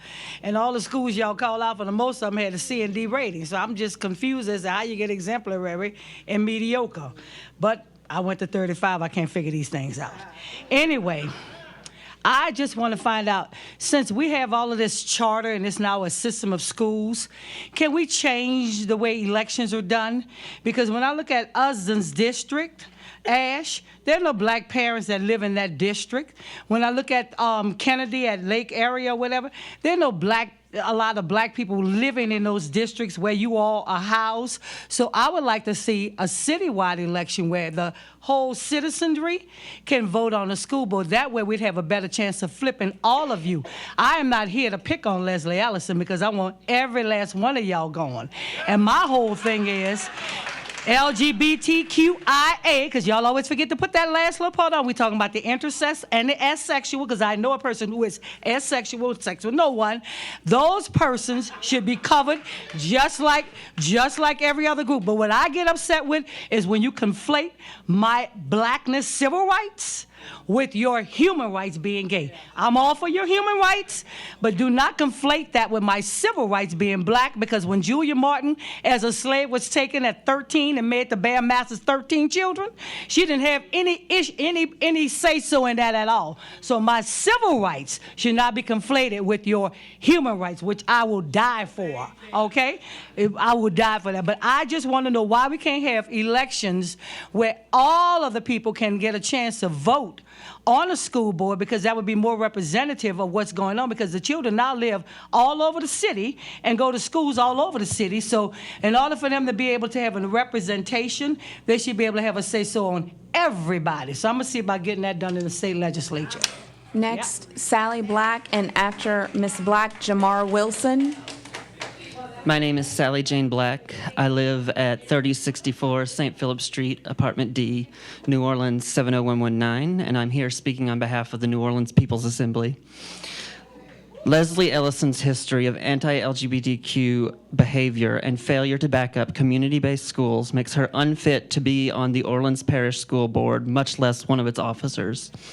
Whether it was refusing to incorporate or support protections for LGBTQ students from bullying or making public statements claiming a person's sexuality was a choice, she has repeatedly expressed homophobic sentiments that make her a threat to LGBTQ students.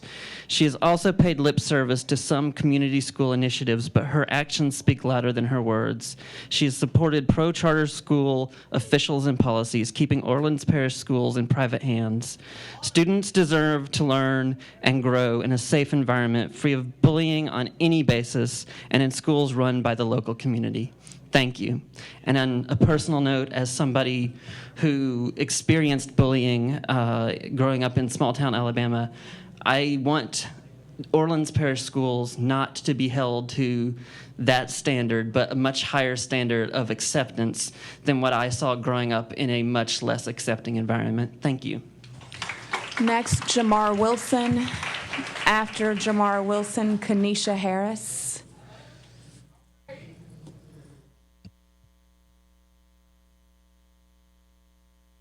Good evening, school board members, community. Jamar Wilson, 2326 Iberville Street. I'm a Dean of Student Support at KIPP Leadership. I'm also an organizer with One NOLA. I teach my kids, even in a primary level, we have a thing that we say says all means all.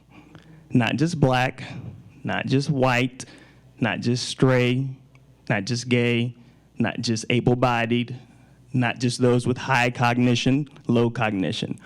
All means all. We cannot have a school board that does not have equal protection for every single student in our community. I can't look at my kids who are in elementary school and say that, yeah, we're promising you an equal education when we don't even have equal protections for every single student in our charter schools. It's not fair to our kids who already go through so much in our city. We know all the trauma stats. We know our students already struggle with reading and by the time they hit 3rd grade. We know what that means. Why are we allowing there to be extra trauma inflicted upon our kids who already struggle the most? It's not okay. It's not okay. We cannot allow someone to become president or someone to stay as vice president who does not support every single student in our school community. My people will be paying attention to what happens going forward with the president and vice president vote. We will be up in arms in 2020 if this continues. I hope it does not. I hope that we change, and I hope that Orleans Parish can be a beacon for the rest of the state and the country of what it means to have equal protections for every single student in our community. Thank you. Next, Kanisha Harris, and after Ms. Harris, Dylan Bourne.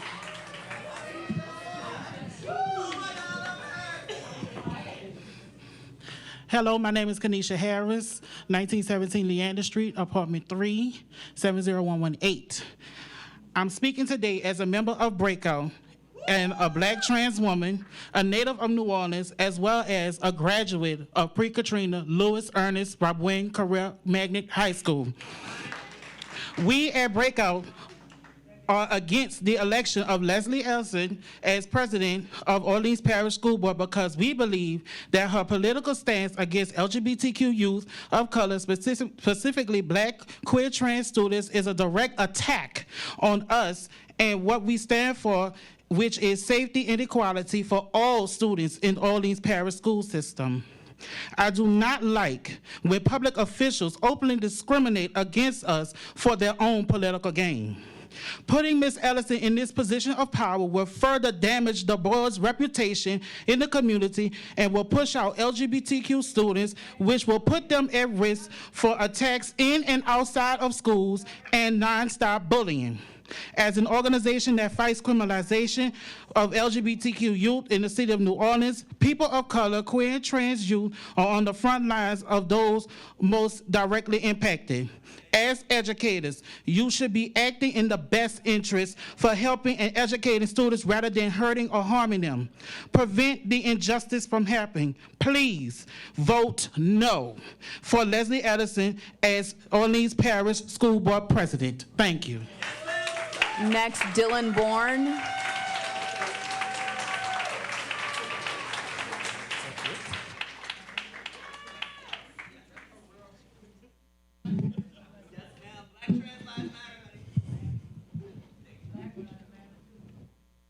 I'm Dylan Bourne. I'm with the New Orleans Hospitality Workers Alliance. We are an organization by and for the workers of this city. We are fighting for the rights of the 100,000 bartenders, servers, cooks, hotel workers, housekeepers, and other hospitality workers in this city. We are here as hospitality workers. We are here as hospitality workers, not of just one race, not of one gender, not of one sexuality. There are black hospitality workers, brown hospitality workers, white hospitality workers, immigrant hospitality workers. There are lesbian hospitality workers. There are gay hospitality workers. There are bisexual hospitality workers. And there are trans hospitality workers. You're talking to one of them. You're looking at one of them.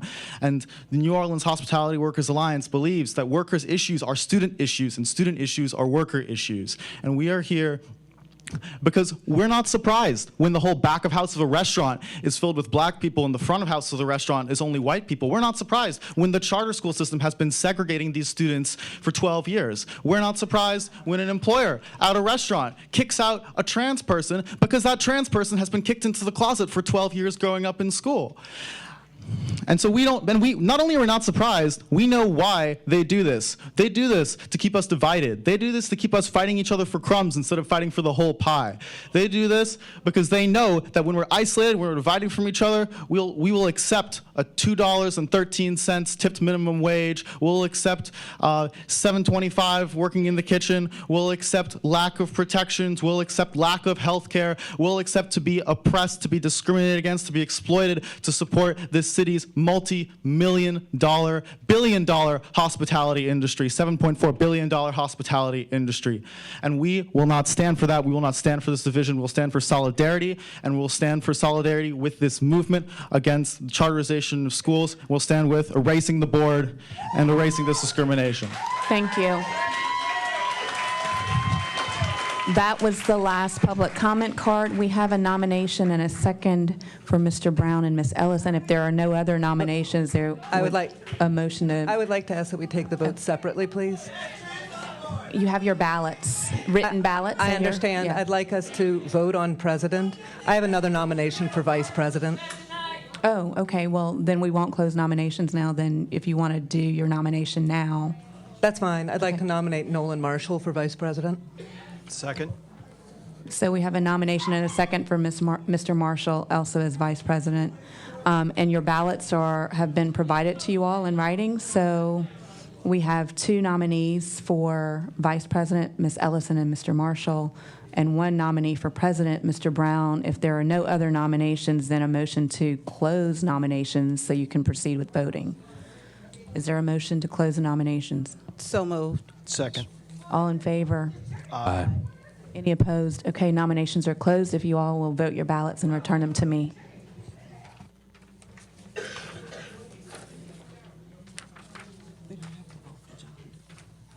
we have to vote for John? Yeah, okay.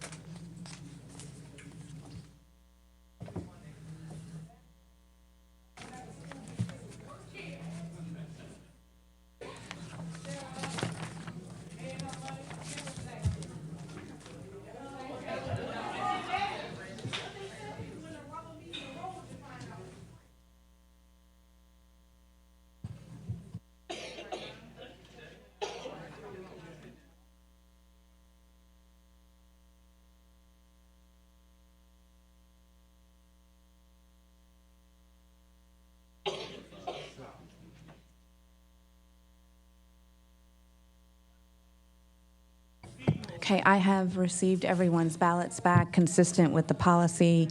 I'm to read the votes into the record. We have a unanimous vote for Mr. Brown. Sarah Houston cast a vote for Mr. Brown. So did Woody Koppel, Nolan Marshall, John Brown Sr., Leslie Ellison, Ethan Ashley, and Ben Kleben. So Mr. Brown has been elected as the board president. With regard to vice president, we have Sarah Houston has voted for Nolan Marshall. Woody Koppel has voted for Nolan Marshall. Nolan Marshall has voted for Nolan Marshall. John Brown Sr. has voted for Leslie Ellison. Leslie Ellison has voted for Leslie Ellison. Ben Kleben has voted for Leslie Ellison. And Ethan Ashley has voted for Leslie Ellison. Under the policy, 4 votes are required, so Ms. Ellison has received 4 votes and has been elected the vice president.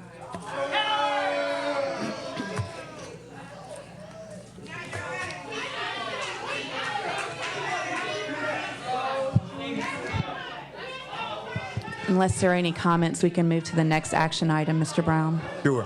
Okay. All right.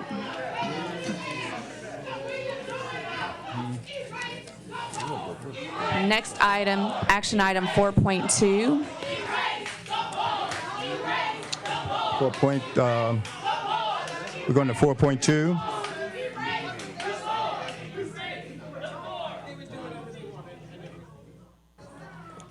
Uh, 4.3, right? Yes, action item 4.2 is Resolution 01-19, authorizing the board president and vice president as signatories. It is recommended that the Orleans Parish School Board adopts Resolution 01-19, authorizing the board president to sign contracts and other official documents on behalf of the board, and authorizing the vice president to sign in the president's absence. So moved. Okay. We have a motion and a second. Okay, all in favor? Aye. Any opposition? Hearing none, motion carries. Action item 4.3 is amendment to policy JCAB, school Williams. searches. It's a roll call vote. Okay. Oh, Okay. it's a roll call, I'm sorry. The roll call vote. It's a roll call? Mr. Ashley? Okay, we have a, this is a resolution. Mr. Ashley? Just hold on for a second. Oh, Mr. Ashley? Mr. Brown? Yes. Mr. Brown? Yes. Ms. Ellison? Yes. Mr. Kleben? Yes. Mr. Koppel? Mr. Marshall? Yes. Ms. Newell Houston? Yes. Motion carries. Action item 4.3. Can we maintain order as we're continuing to move out of the room, please? Thank you. Action item 4.3 is amendment to policy JCAB, school searches. It is recommended that the Orleans Parish School Board adopts the proposed amendment to policy JCAB, school searches. So moved. Have a motion. Do a second? Second. Second? Comment cards on this one, Wanda Romaine.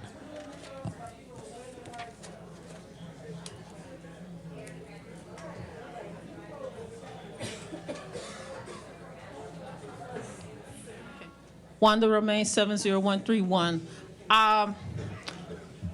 My only comment about school searches is that it is performed uniformly. I've been teaching for 24 years, and I've just seen too many searches based on prejudicial circumstances, excuse me. Now that the board has had its leadership, I will be watching everything y'all do, because I got lots of time. So if you do something wrong, I'm going to refer to this document, which I'm sorely disappointed that y'all didn't discuss. You went through a great deal of time to print it up. But as part of the new leadership, I would hope that y'all would do a much better job of sharing this type of information with the students, with the parents, with the leaders of the school, because this is a huge lawsuit in the making. But y'all know what y'all want to do. Again, I'm watching. Thank you. Next, Armtreese Cowart.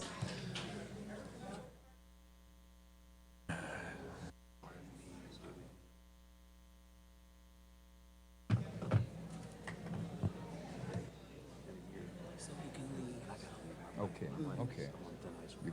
Okay. So you're gonna make a motion to do that? Okay. All right. Okay. We can. Trees Kyle, 3016 Music Street. I did not even really plan to speak tonight, but when I saw some of the items on there, such as school search and dress code, it really put me into the mindset that we have to be very careful of creating more and more regulations and rules for our children, because we already know research shows that black students are suspended and expelled from school at a rate more than 3 times greater than white students. And the latest number from the Department of Education Civil Rights data finds that this disparity is actually increasing, with black students are being referred to law enforcement even more. So what I'm saying is, one thing I always tell people, if you create the school culture where you're treating the children as if they're the inmates and the teachers as if they're the correctional officers, then you're going to get a setup in the school where it feels like a prison, and the children are acting like prisoners and the teachers are acting like correctional officers, looking for contraband and treating the children as if they are already criminals. So when you're doing this, I'm all for children's safety, of course, but we really, really got to be careful about the things that we impose on our children, because we know most of the time our children are the ones walking through the detectors when they haven't shot up any schools, just telling the truth. So we just got to be very careful about and stop allowing ourselves to be the one to criminalize our children when we're actually calling the behaviors they have that is trauma, and not treating those traumas, but we're only criminalizing them because they're acting out on their trauma. Stop criminalizing our children and be careful about the laws and the amendments such as this that encourage those things for the schools to do to our children that we're pushing them to do for our children. Okay? Next, Lona Hankins.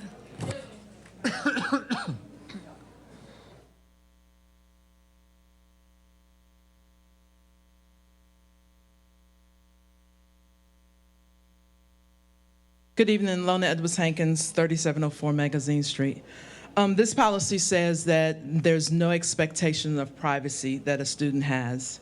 And it also states that upon finding an item that's not allowed, then the student would automatically be suspended. Nowhere in this policy does it read that the school should contact the guardian, the parent, the adult prior to suspending the child.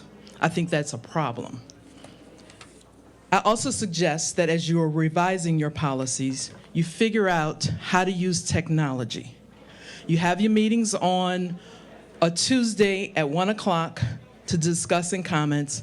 That you should allow for public comment on your website or a 1-800 number or something, so that those who can't make it to your meetings can still give comments in time for you guys to vigorously discuss it. And then lastly, the young lady was here from Beloved Communities. I strongly urge that you, your leadership team, the school leadership teams, all take her class in creating a beloved community, such that a child does not feel like they need to bring something to the school, so that schools create an environment that is welcoming to all the children. You heard the people talk about their trauma. Perhaps a little bit more empathy is needed in our community. That was the last comment card on that action item. Okay. All right, we did have a motion. And a second. And we did have a second. Is this a voice vote? No, That's it's not a roll call vote, but a voice vote, yes. voice vote. All in favor? Aye. Aye. Do we have any opposition? Hearing none, motion carries. Okay, the next action. Mr. President, if I may offer a motion, and I'm hoping my colleagues will be amenable to move items 4.14, 4.15, and 4.16 up to the next agenda items to consider. If we could take those out of order, I'd very much appreciate it. moved. Second. We have a motion and a second. All in favor? Aye. Any opposition? Hearing none, motion carries. Okay. We'll go to action item 4.14. award of RFP number 19-0013 for Risk Management Consulting Services. It is recommended that Arthur J. Gallagher Risk Management Services, Inc.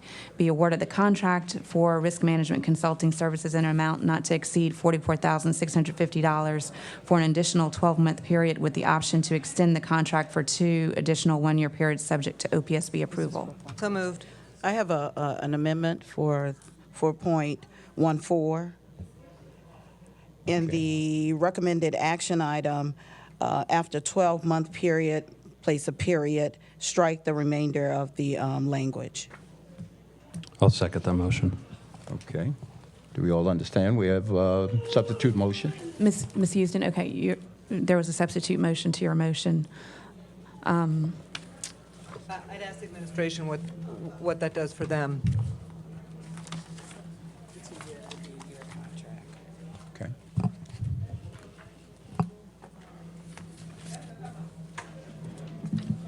Good evening.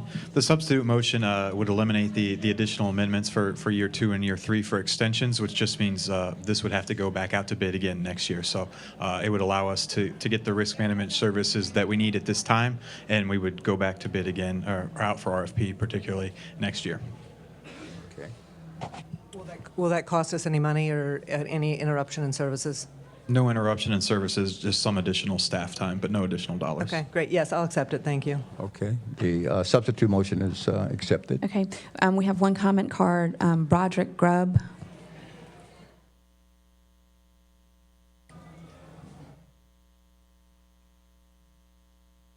Sorry, I didn't hear the comments before. What was is the motion been deferred? I couldn't hear back there. No, the recommended action is that it would be granted for a 12-month period with the deletion of the 2 additional one-year periods as an extension to the contract. It would be re-procured at that point. I withdraw my request to discuss it. Thank you. Okay, thank you. We have a motion and a second. Yep. Okay, we have a motion and a second. All in favor? Aye. Any opposition? I oppose. One vote no from Mr. Ethan Ashley. Okay? Okay, motion passes. Action item 4.15, award of RFP number 19-0016 for Program Management Services Grant Management. It is recommended that the Orleans Parish School Board accepts the proposal from CSRS for Program Management Services Grants Management in an amount not to exceed $2,110,515.78 over a 3-year period and authorizes the OPSB General Counsel to prepare a contract for signatures of the Board President and the contractor. So moved. Second. I have a question for staff, please.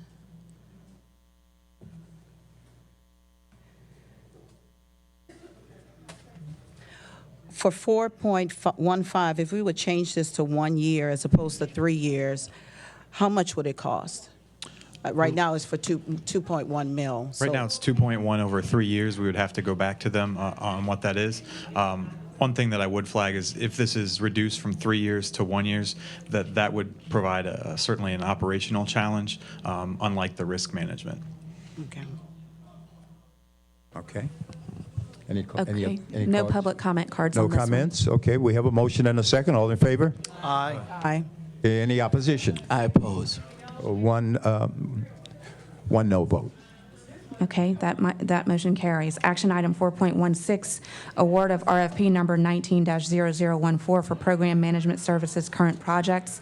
It is recommended that the Orleans Parish School Board accepts the proposal submitted by a joint venture of CBRE, Heery Inc. and Vanner Construction Management Inc. for Program Management Services in an amount not to exceed $1,999,200 over a 3-year period and authorizes the OPSB General Counsel to prepare a contract for signatures of the Board President and the contractor. So moved. Second.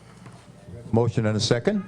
We have one comment card. And I do Dr. have a- Dr. Ken Ducote.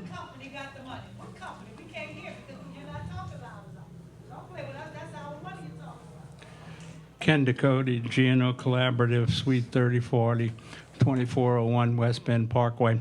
Again, I wanted to commend the staff for how this entire process included the input of the school leaders who had to work with the project managers over the last few years. Also commend the staff for making a 3-year minimum contract because you're talking about capital projects, almost all of which are going to be finished during that 3-year period. And it's best to continue with one firm. And especially commend the administration for recommending a change in the project manager. You know, we believe in accountability. We know the school board believes in accountability. And you've demonstrated that many times when you've had to cancel charters and so on for schools that were not performing. We think that it's very good, and it illustrates how important accountability is for you, that in this case you're canceling the contract of the project management firm, which has left in some ways many projects not completely managed. Thank you. Mr. Dakota? Yes. Were you on the RFP process? I was on the review evaluation screening committee, yes. for this particular item that you're speaking on? Yes. Okay. Okay, any other I comment? have one follow-up comment, Mr. Ducote. As an evaluator in these processes, are you paid by the district? No. It's a volunteer assignment? Yes. Okay, thank you. Any other questions or comments?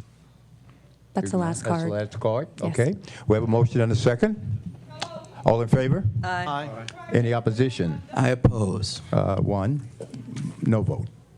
Okay, that motion carries. Then we'll go back to action item 4.4. May I make a suggestion that we take all the policy items, 4.4, 4.5, 4.6? There are comments on each of those, public comments on each of those. right. And also, just to clarify, these policies were being brought forward in connection with changes that were made in state law, as you might recall from the committee meetings. Okay, thanks. Okay. Action item 4.4, amendment to policy JCDB student dress code. It is recommended that the Orleans Parish School Board adopts the proposed amendment to the policy JCDB student dress code. Okay, we have a motion. Did we get a second from someone? Second. We do have a second from Mr. Marshall. Okay, we have Wanda Romaine.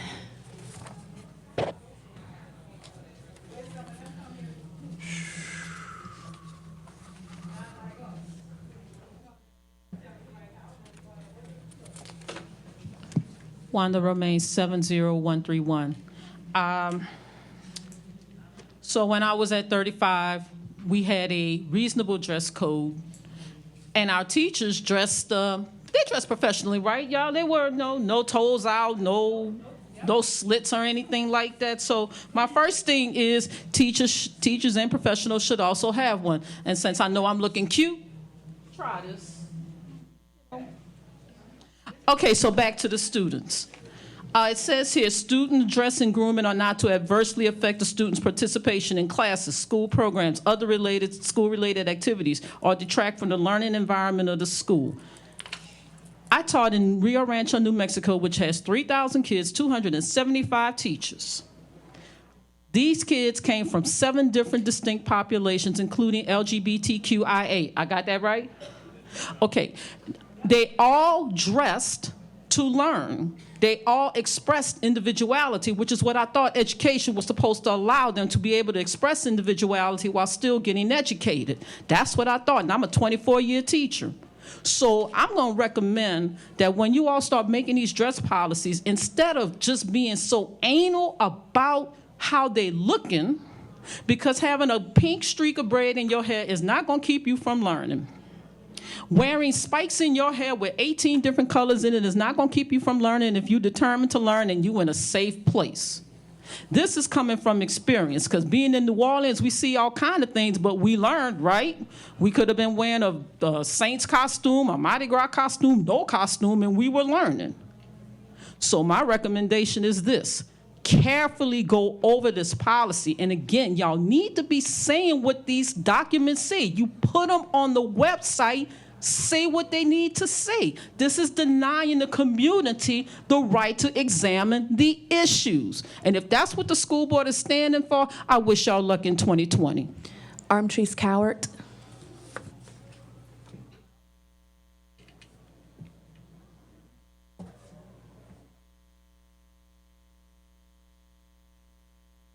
Tris Coward, 3016 Music. Again, like I said, I wasn't ready to speak until I saw these things. And I just want to call out a few names. Audubon, Lusher, Ben Franklin, Brigham Lodge. What do all those schools have in common? Anybody in the audience know? No uniform. So, and what else do all those schools have in common? White children. Okay, it goes back into what I spoke on earlier. We have to be careful of keep allowing our children, denying them the right to express themselves and become free, independent, moving body citizens. That is what we continue to do when we help them impose these kinds of dress codes. Because historically we know dress codes were used to exclude us. Dress codes left up to the discretion of adults, create an environment where the bodies of children are subject to adult prejudices, and especially for black girls that have to end up being held up to hair standards that it does not include them or especially made for them. So again, when I'm looking at this, the discretion of the people that's coming here starting schools get to start telling our kids what they can wear and how they can wear their hair. And again, why is it? I need you guys to ask yourself, because you know the answer. Why is it all of the majority white schools can wear regular clothes, but ours is made to wear uniforms? Because we're creating them to be workers, not bosses. All of that is a message we send to our children. That's all I'm here for. That's all I'm here for. About our children, our black children specifically, and they're being traumatized over too many things.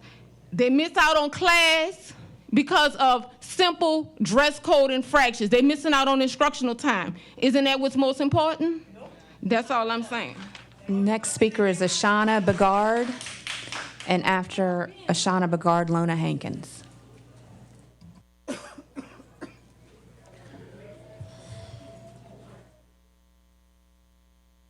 Ashana Begard, 1840 St. Thomas. So I'm here as a parent and an advocate. So both of my, and I'm sorry, that's Homer Plessy. Both of my children attend schools that don't have uniforms. So my son goes to Brigham Lodge and my daughter goes to Homer Plessy. Of course, both of those schools also have at least 40% white children. That's one of the factors. Whenever you're looking at a school that doesn't have uniforms, you will find 30 or more % Caucasian children. Also, you'll find middle-class parents. As an advocate, I sit here because I have gone to too many school hearings where children were being traumatized and bullied because of their clothing. Because left up to the discretion of schools who do not see our children as children. I went to advocacy not very long ago where there was a 6-year-old who had, over the Easter holiday, she had her braids put in and she had pink braided into her hair. Her teacher told her that she couldn't come back to school, and if she came back to school with the pink again, that she would cut the plaits out of her head. That's what she told her. So the little girl, once we dealt with it at the school. So we brought the child back to school. The child was crying at the door because she thought that her hair was gonna be cut, even though we had talked to them to allow her to. But when the lady came to talk to me about why the hair was distracting, she had blue hair. These are the things that are happening in our schools to our children when the discretion is left up to people who do not humanize our children. And we can sit here and say that they're humanizing our children, but a lot of our schools still have no recess, quiet lunch, which is actually damaging our children's early childhood brain development. There are things that are supposed to happen in brain development that are not happening for a large percentage of our early childhood children. So we know we can't leave it to anybody's discretion. We have to decide what's best for our children. And I say we, us. Thank you. Thank you. Lona Hankins. There are multiple inputs that parents use in the decision-making process. Student dress codes, transportation, treatment of special needs kids, and SPS scores are just a few. The information in the school sections of Enroll NOLA in some cases is inaccurate. You are still advertising 3 schools that you've already said you're going to close for next year. Parents need to know if a school requires uniforms as well as the trend line on SPS scores. Currently, you're only publishing 1 year's data. Parents should also know, in addition to this new policy about backpacks, if a school is non-compliant for special needs, parents need that information at their fingertips, and that today is not at their fingertips.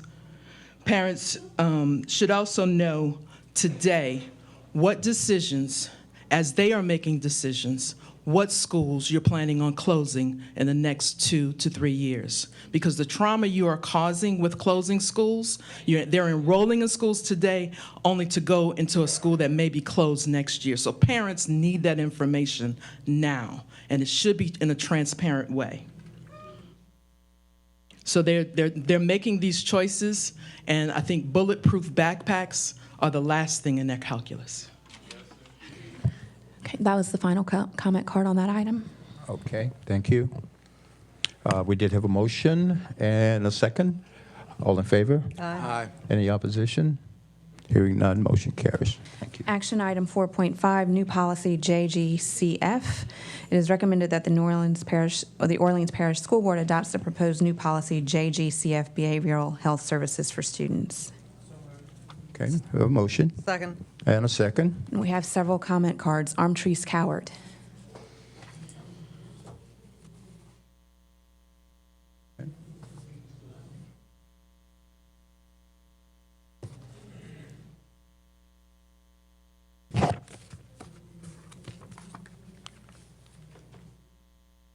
Armtrees Coward, 3016 Music Street. Of course, this is something that is duly needed in our schools, of course. And I just ask that it is a component that is actually used to help our children and not just a way to streamline to get medicine to them more easily in the school, because I have a number of parents and groups that are always talking about how they get calls at home in regards to, oh, he can't come back till he take his medicine, and you should put him on medicine, or is he on medicine? So they have a huge population in the school that just wants to medicate our kids. So we need to be careful that this isn't just a way to do that more easily, because we do know that trauma presents itself as ADHD sometimes. So we need to be careful with that. Also, the people that we are sending in the schools to help our kids, we need to make sure SUNO has one of the best social worker programs in the country. We need to figure out a way to streamline to get those people that are graduating from SUNO into the schools with our children, because those are the ones that are from here, probably dealt with some of the things these kids are dealing with, and can better understand them, and stop giving all the contracts to Tulane, who won't even allow our children to attend for the most part. And on another note, it's easy to claim success in these schools when you keep changing the scores to create your narrative. Because a 62, from what I know, is not a C. And right now, we have schools that are considered Cs that are 62. That would have been considered a failing school pre-Katrina. So we actually have more failing schools now than we did then, based on the scores, if we go off the original score rating before Katrina, and not the one you guys have created to make yourselves look like you're doing such a great job with our kids. When I tutor kids, I work with kids, I see what's coming out these schools, and I see what their grades are on the report card, and those report cards are not aligning up with what those kids are capable of doing. Next, Ashana Begard, followed by Lona Hankins. Shauna Bigard, 1840 St. Thomas. So again, I kind of want to echo what Tree said about quality assurance. Too often, we allow people to experiment on our children. This whole thing's an experiment. The experimentation can't keep continuing. I would like a report on the successes of any program to be available to the public before it is allowed to do whatever it wants to do to our children. Because 3 to 5 years from now, I don't want to hear how it was mismanaged, how we're sorry, how, okay, yeah, they put a whole bunch of children on medication that shouldn't have been, how people weren't actually trained in trauma-informed care. Because that's what's happened a lot with community and schools. They just got trained for trauma-informed. They were in our schools misdiagnosing our children with ADD and ADHD when they were really on the trauma spectrum. We know that. Y'all know that. So before we put another entity in our school, we should make sure that we have proof that they are going to help our children. I don't think that's too much to ask. My children are in those schools. So I'm asking for quality people to work with my children. If your children were in those schools, would you want the experiment? Would you want the new person coming out of college with a great idea? Or would you want the qualified? When you go to the doctor, do you want the brand new doctor who's never operated? Or do you want someone with experience who has proof that they know what they're doing? That's what I want for my child. I don't get a do-over. I don't get to bring my son back and get another kid and start the process again. My son is in these schools. My daughter is in these schools. I need y'all to take this seriously. Thank you. Lona Hankins, followed by Aretha Lewis. Okay. I recently heard a parent say she chose a school based on a school that would do the least harm to her child during the school day. And that caught me a bit by surprise that parents were making that calculus. And we often know in this city where parents, most of them have to work to make ends meet, that these schools should be required, if they can't actually do it, but to make before care and after care available, high quality before care and after care available. There was a school that you just recently renewed that was awarded some growth thing today that have 8 kids sitting out on the front steps at 8 a.m. waiting to be open with 40-degree weather. That should not be allowed to happen in this city, that kids have to wait outside in the cold in order to get in a school building because mama got to get to work or the bus dropped them off 15 minutes early. That just shouldn't happen in this city. Additionally, as you're doing this behavioral health thing, I would hope that you start exercising your privilege to reduce the duration of charters. You have the ability to extend charter contracts, and you also have the ability to reduce the charter contract, the duration.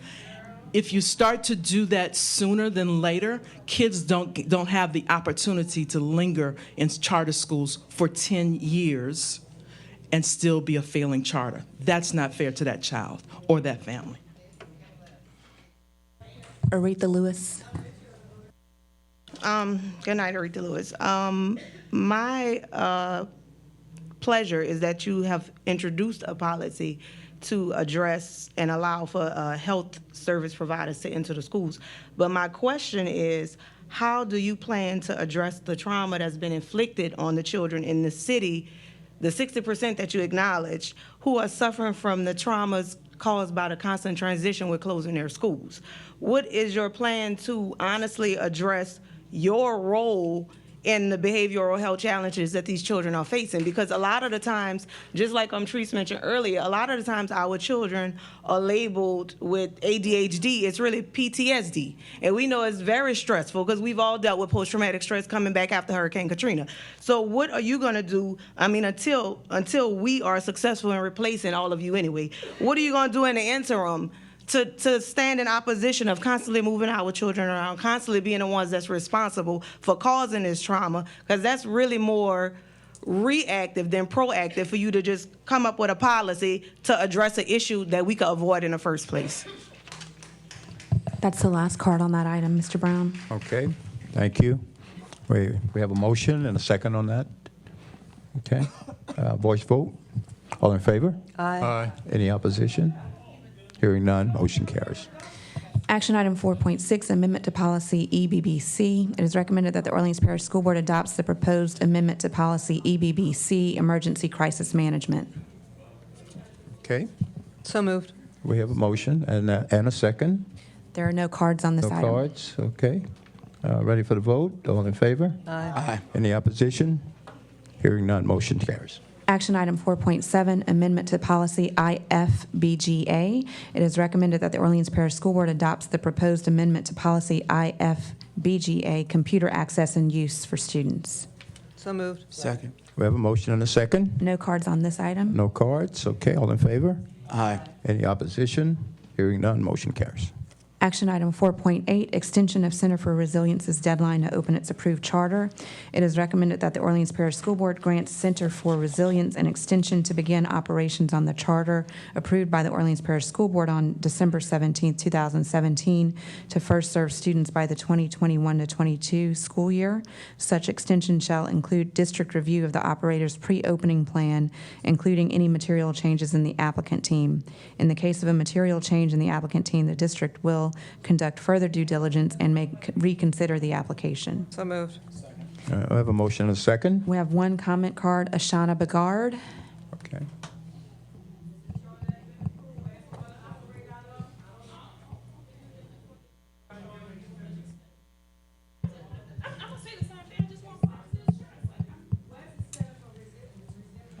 Hi, I'm saying Shauna Begard, 1840. I just want the same thing, some quality assurance. I want quality assurance across the board, but like we keep renewing things, we keep expanding things without proof that it actually works for children.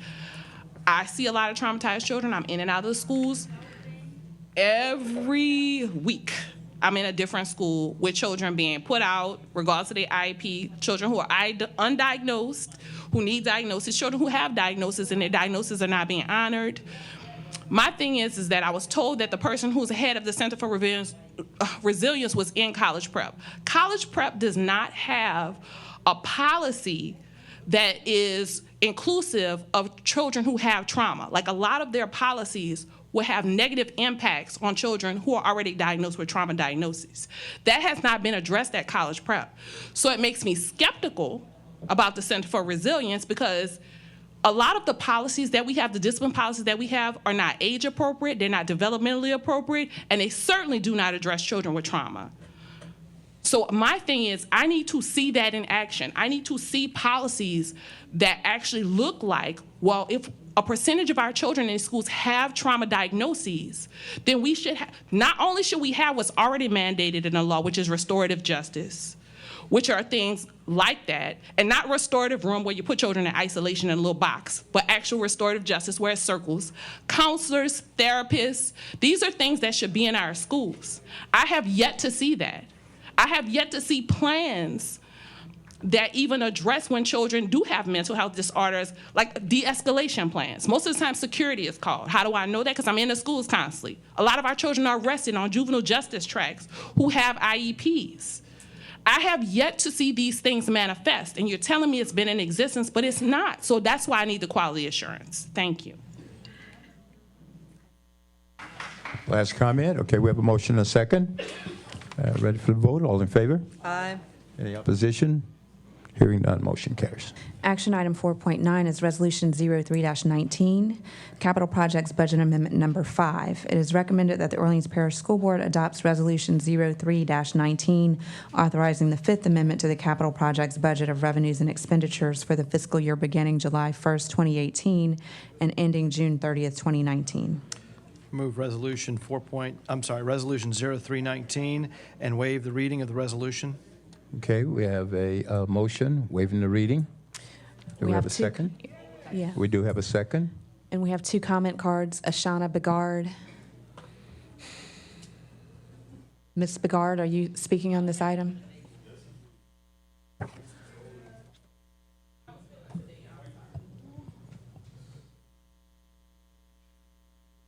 So, Ashana Begard, 1840 St. Thomas. So I was happy to hear in a committee meeting that y'all are starting to do the capital renovations quicker. So that's what I did here in a committee meeting.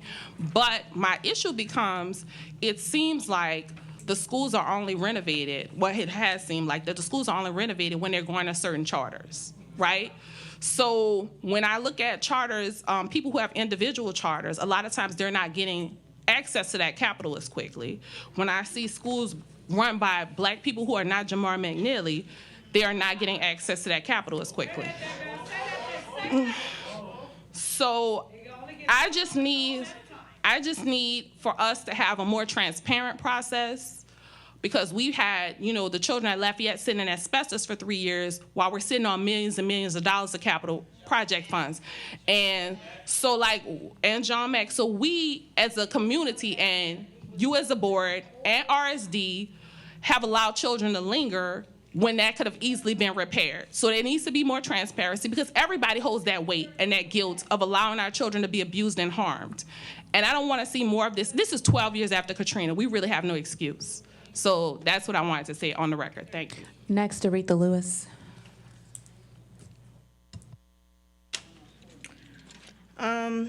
Regarding the budget and just the way we spend the money, I have questions again.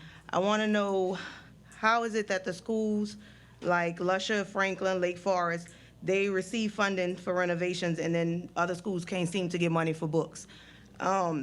It was in the news recently that Audubon's getting an upgrade, Lusher is getting an upgrade, and yet other people can get copy paper. Like, we're trying to figure out how we can share the wealth amongst all the schools so that all the children have the opportunity to attend the quality schools that you like to brag about. My next question is, what games, like if we're gonna take a minute to just be honest, like what games are being played that's allowing certain schools to get the renovations and to get the money and to get the good curriculums? What games are being played? Because as children, we learn to share. So whatever games are being played, won't you teach the rest of us those games so we can learn how to play those games? Because we're trying to figure out how, in some schools, they get maximum upgrades, and then schools like Harney, a child went into the bathroom stall, and when he went to close the door, the entire stall fell over. Or when you go to use the water fountain, and there's only one water fountain working. Like, how is it that some schools get the upgrades and then some schools don't? And then if we're gonna speak about renovations and repairs, I would like to know the cost, of repairing broken children after they've gone through the system, because there's no cost for that. There's not a dollar amount that we can get to repair the damages that y'all are doing by separating our children. And the children who go to the school with the haves, they get everything, and then the rest of our children basically get crapped on. It's not fair. It's not fair. That was the last comment card. Roll call vote. Mr. Ashley? Yes. Mr. Brown? Yes. Ms. Ellison? Yes. Mr. Kleben? Mr. Koppel? Yes. Mr. Marshall? Yes. Ms. Noel Usden? Yes. Motion carries.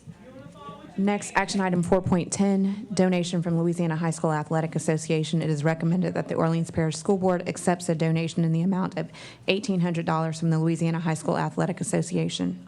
So moved. Second. Motion and a second. No cards on this. No cards.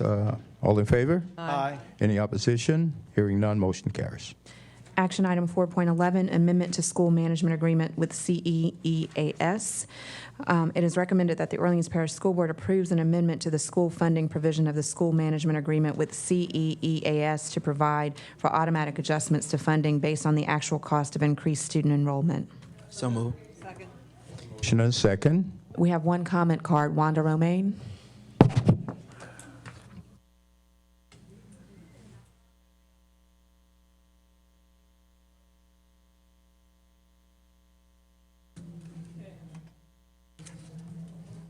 So as I understand it, there's going to be some adjustments to funding at the Orleans Justice Center. Imagine what could happen if those dollars actually went to true restorative programs in the classrooms, where teachers who are on the ground, in the trenches, can steer our children not to the Justice Center, but to law school, so that they can become lawyers, legal officers, good law enforcement officers, judges, and things like that. So while you all are steering these dollars to the Justice Center, think about where those dollars could be better maximized. They can be better maximized for getting true resources in the classrooms that teach about equity, fairness, transparency, all those good things that we learned in high school and in college and things like that. So when you all are doing all these dollar amounts here, there, and there, think about where they are best maximized. And they are not best maximized to keep children on a school to prison pipeline. They are best maximized to keep cradle to college to career actual education. Thank you. Okay.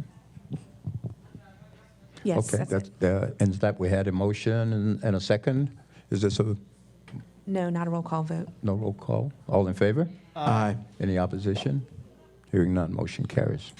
Action item 4.12, acceptance of NSNO Charter School Mid-Year Closure Support Grant. It is recommended that the Orleans Parish School Board accepts the Charter School Mid-Year Closure Support Grant in the amount of $27,000 awarded by New Schools for New Orleans to support retention stipends for transitioning instructional and student support staff of Edgar P. Harney Spirit of Excellence Academy, and authorizes the payment of said stipends to eligible staff in accordance with the grant award payment schedule. Okay. So moved. I hear a motion. Do we have a second? Second. We have a motion and a second. We have two comment cards, Wanda Romaine, followed by Lona Hankins. Okay. Okay. All right. That's That's it? it. Mhm. Okay. Is this a voice vote or Not a roll call. roll call? No roll call? No. No? Okay. All in favor? Aye. Any opposition? Hearing none, motion carries. I'd like to recuse myself from the vote. Okay. Thank you. Action item 4.13, Resolution 02-19, General Fund Budget Amendment Number 3. It is recommended that the Orleans Parish School Board adopt Resolution 02-19, authorizing the third amendment to the General Fund Budget of Revenues and Expenditures for the fiscal year beginning July 1st, 2018, and ending June 30th, 2019. Move that we approve Resolution 0219 and waive the reading of the resolution. Okay, we have a motion, waiving the reading. Second. Second, we do have a second. We have some comment cards, Wanda Romaine, followed by Lona Hankins.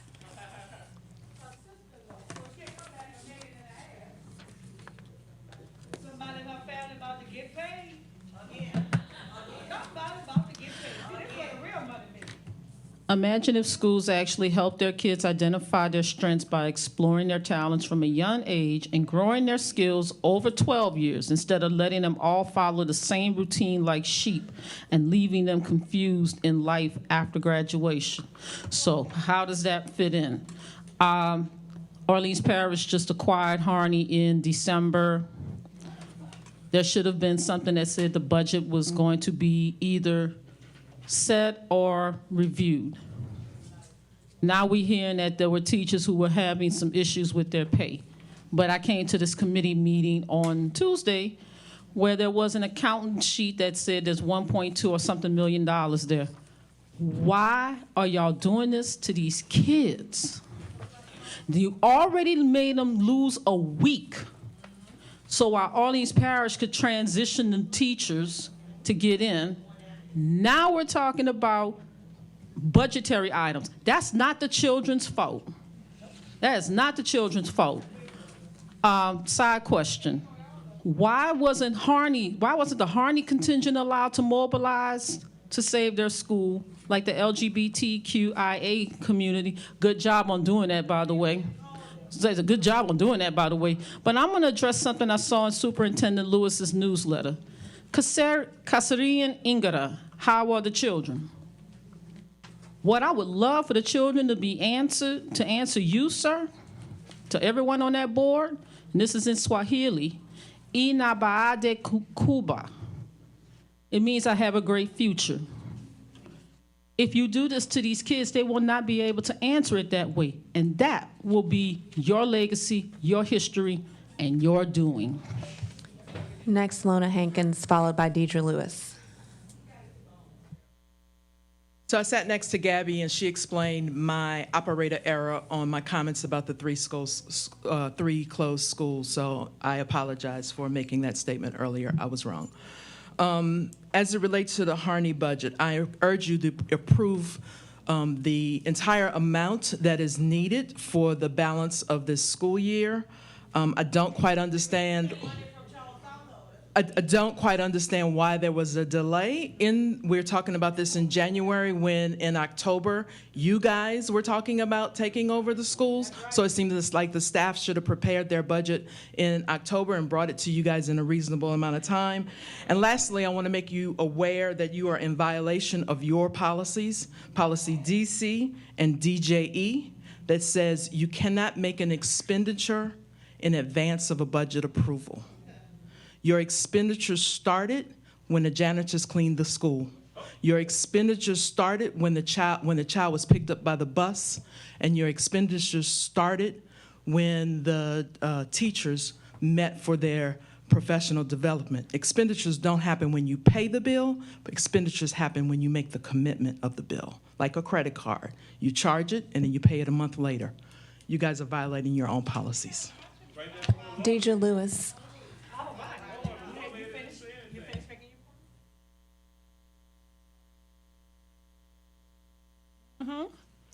Okay, I'm still upset about you all closing Edgar P. Horn in the middle of the school year, disrupting children's lives, disrupting teachers' lives, and everything at that school was going swimmingly well until you came along with this grand plan.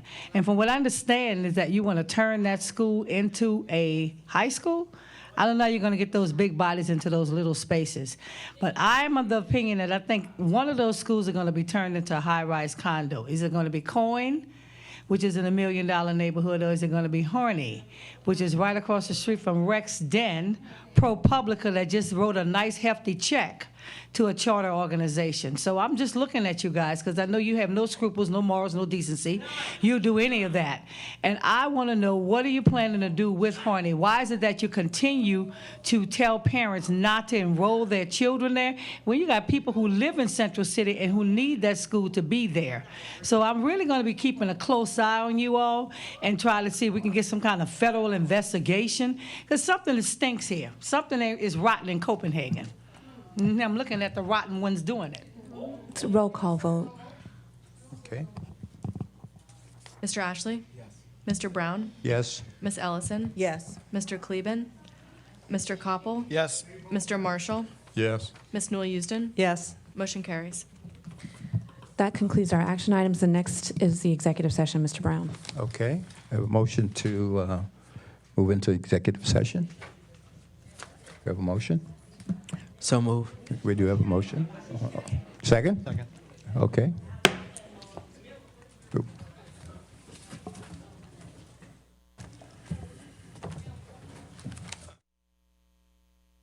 Are we all here?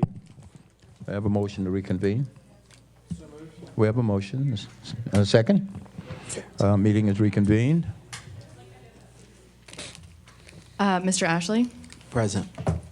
Mr. Brown? Here. Ms. Ellison? Here. Mr. Kleben? Mr. Koppel? Present. Mr. Marshall? Here. Ms. Newell Houston? Also present are Dr. Henderson Lewis Jr. and Sharonda Williams, Board Counsel. We have a quorum. Okay. Board Counsel? The board convened an executive session to discuss item 5.1, character, professional competence, physical or mental health of a person's school board personnel. Is there any discussion or anything Okay. on that Any item? discussion? Okay. None? All right. The board also discussed item 5.2, prospective litigation regarding the Alice Hart construction project. It is recommended that the Orleans Parish School Board provide settlement authority in this matter as recommended by board counsel. Second. We have a motion and a second. Have any other discussion? Okay, we're ready for the vote. All in favor? Aye. Any opposition? Hearing none, motion carries. Item 5.3, the board also discussed prospective litigation regarding civil district court costs. It is recommended that the Orleans Parish School Board authorizes its legal counsel to take any and all steps necessary to obtain relief from unincurred court costs. So moved. Second. None second. Any discussion? Hearing none, ready for the vote. All in favor? Aye. Any opposition? Hearing none, motion carries. The board also discussed item 5.4, Margaret Leonard Wicker versus OPSB H&G claim number 24414, workers' compensation. It is recommended that the Orleans Parish School Board approve settlement of this matter as recommended by general counsel. So moved. Second. Have a motion and a second. Discussion, hearing none. All in favor? Aye. Opposed? Hearing none, motion carries. That's it. Motion to adjourn. We have a motion to adjourn and a second. Let me just say as we start new year, thank you all for your vote of confidence, and just want to say to you as well that the committee assignments I'll be working on and getting back to you shortly. Okay? Thank you to superintendent, to the staff, to the board. Happy New Year to all of you. Thank you for your service and your work, and thank you to our community, our students, and our families. Thank you all.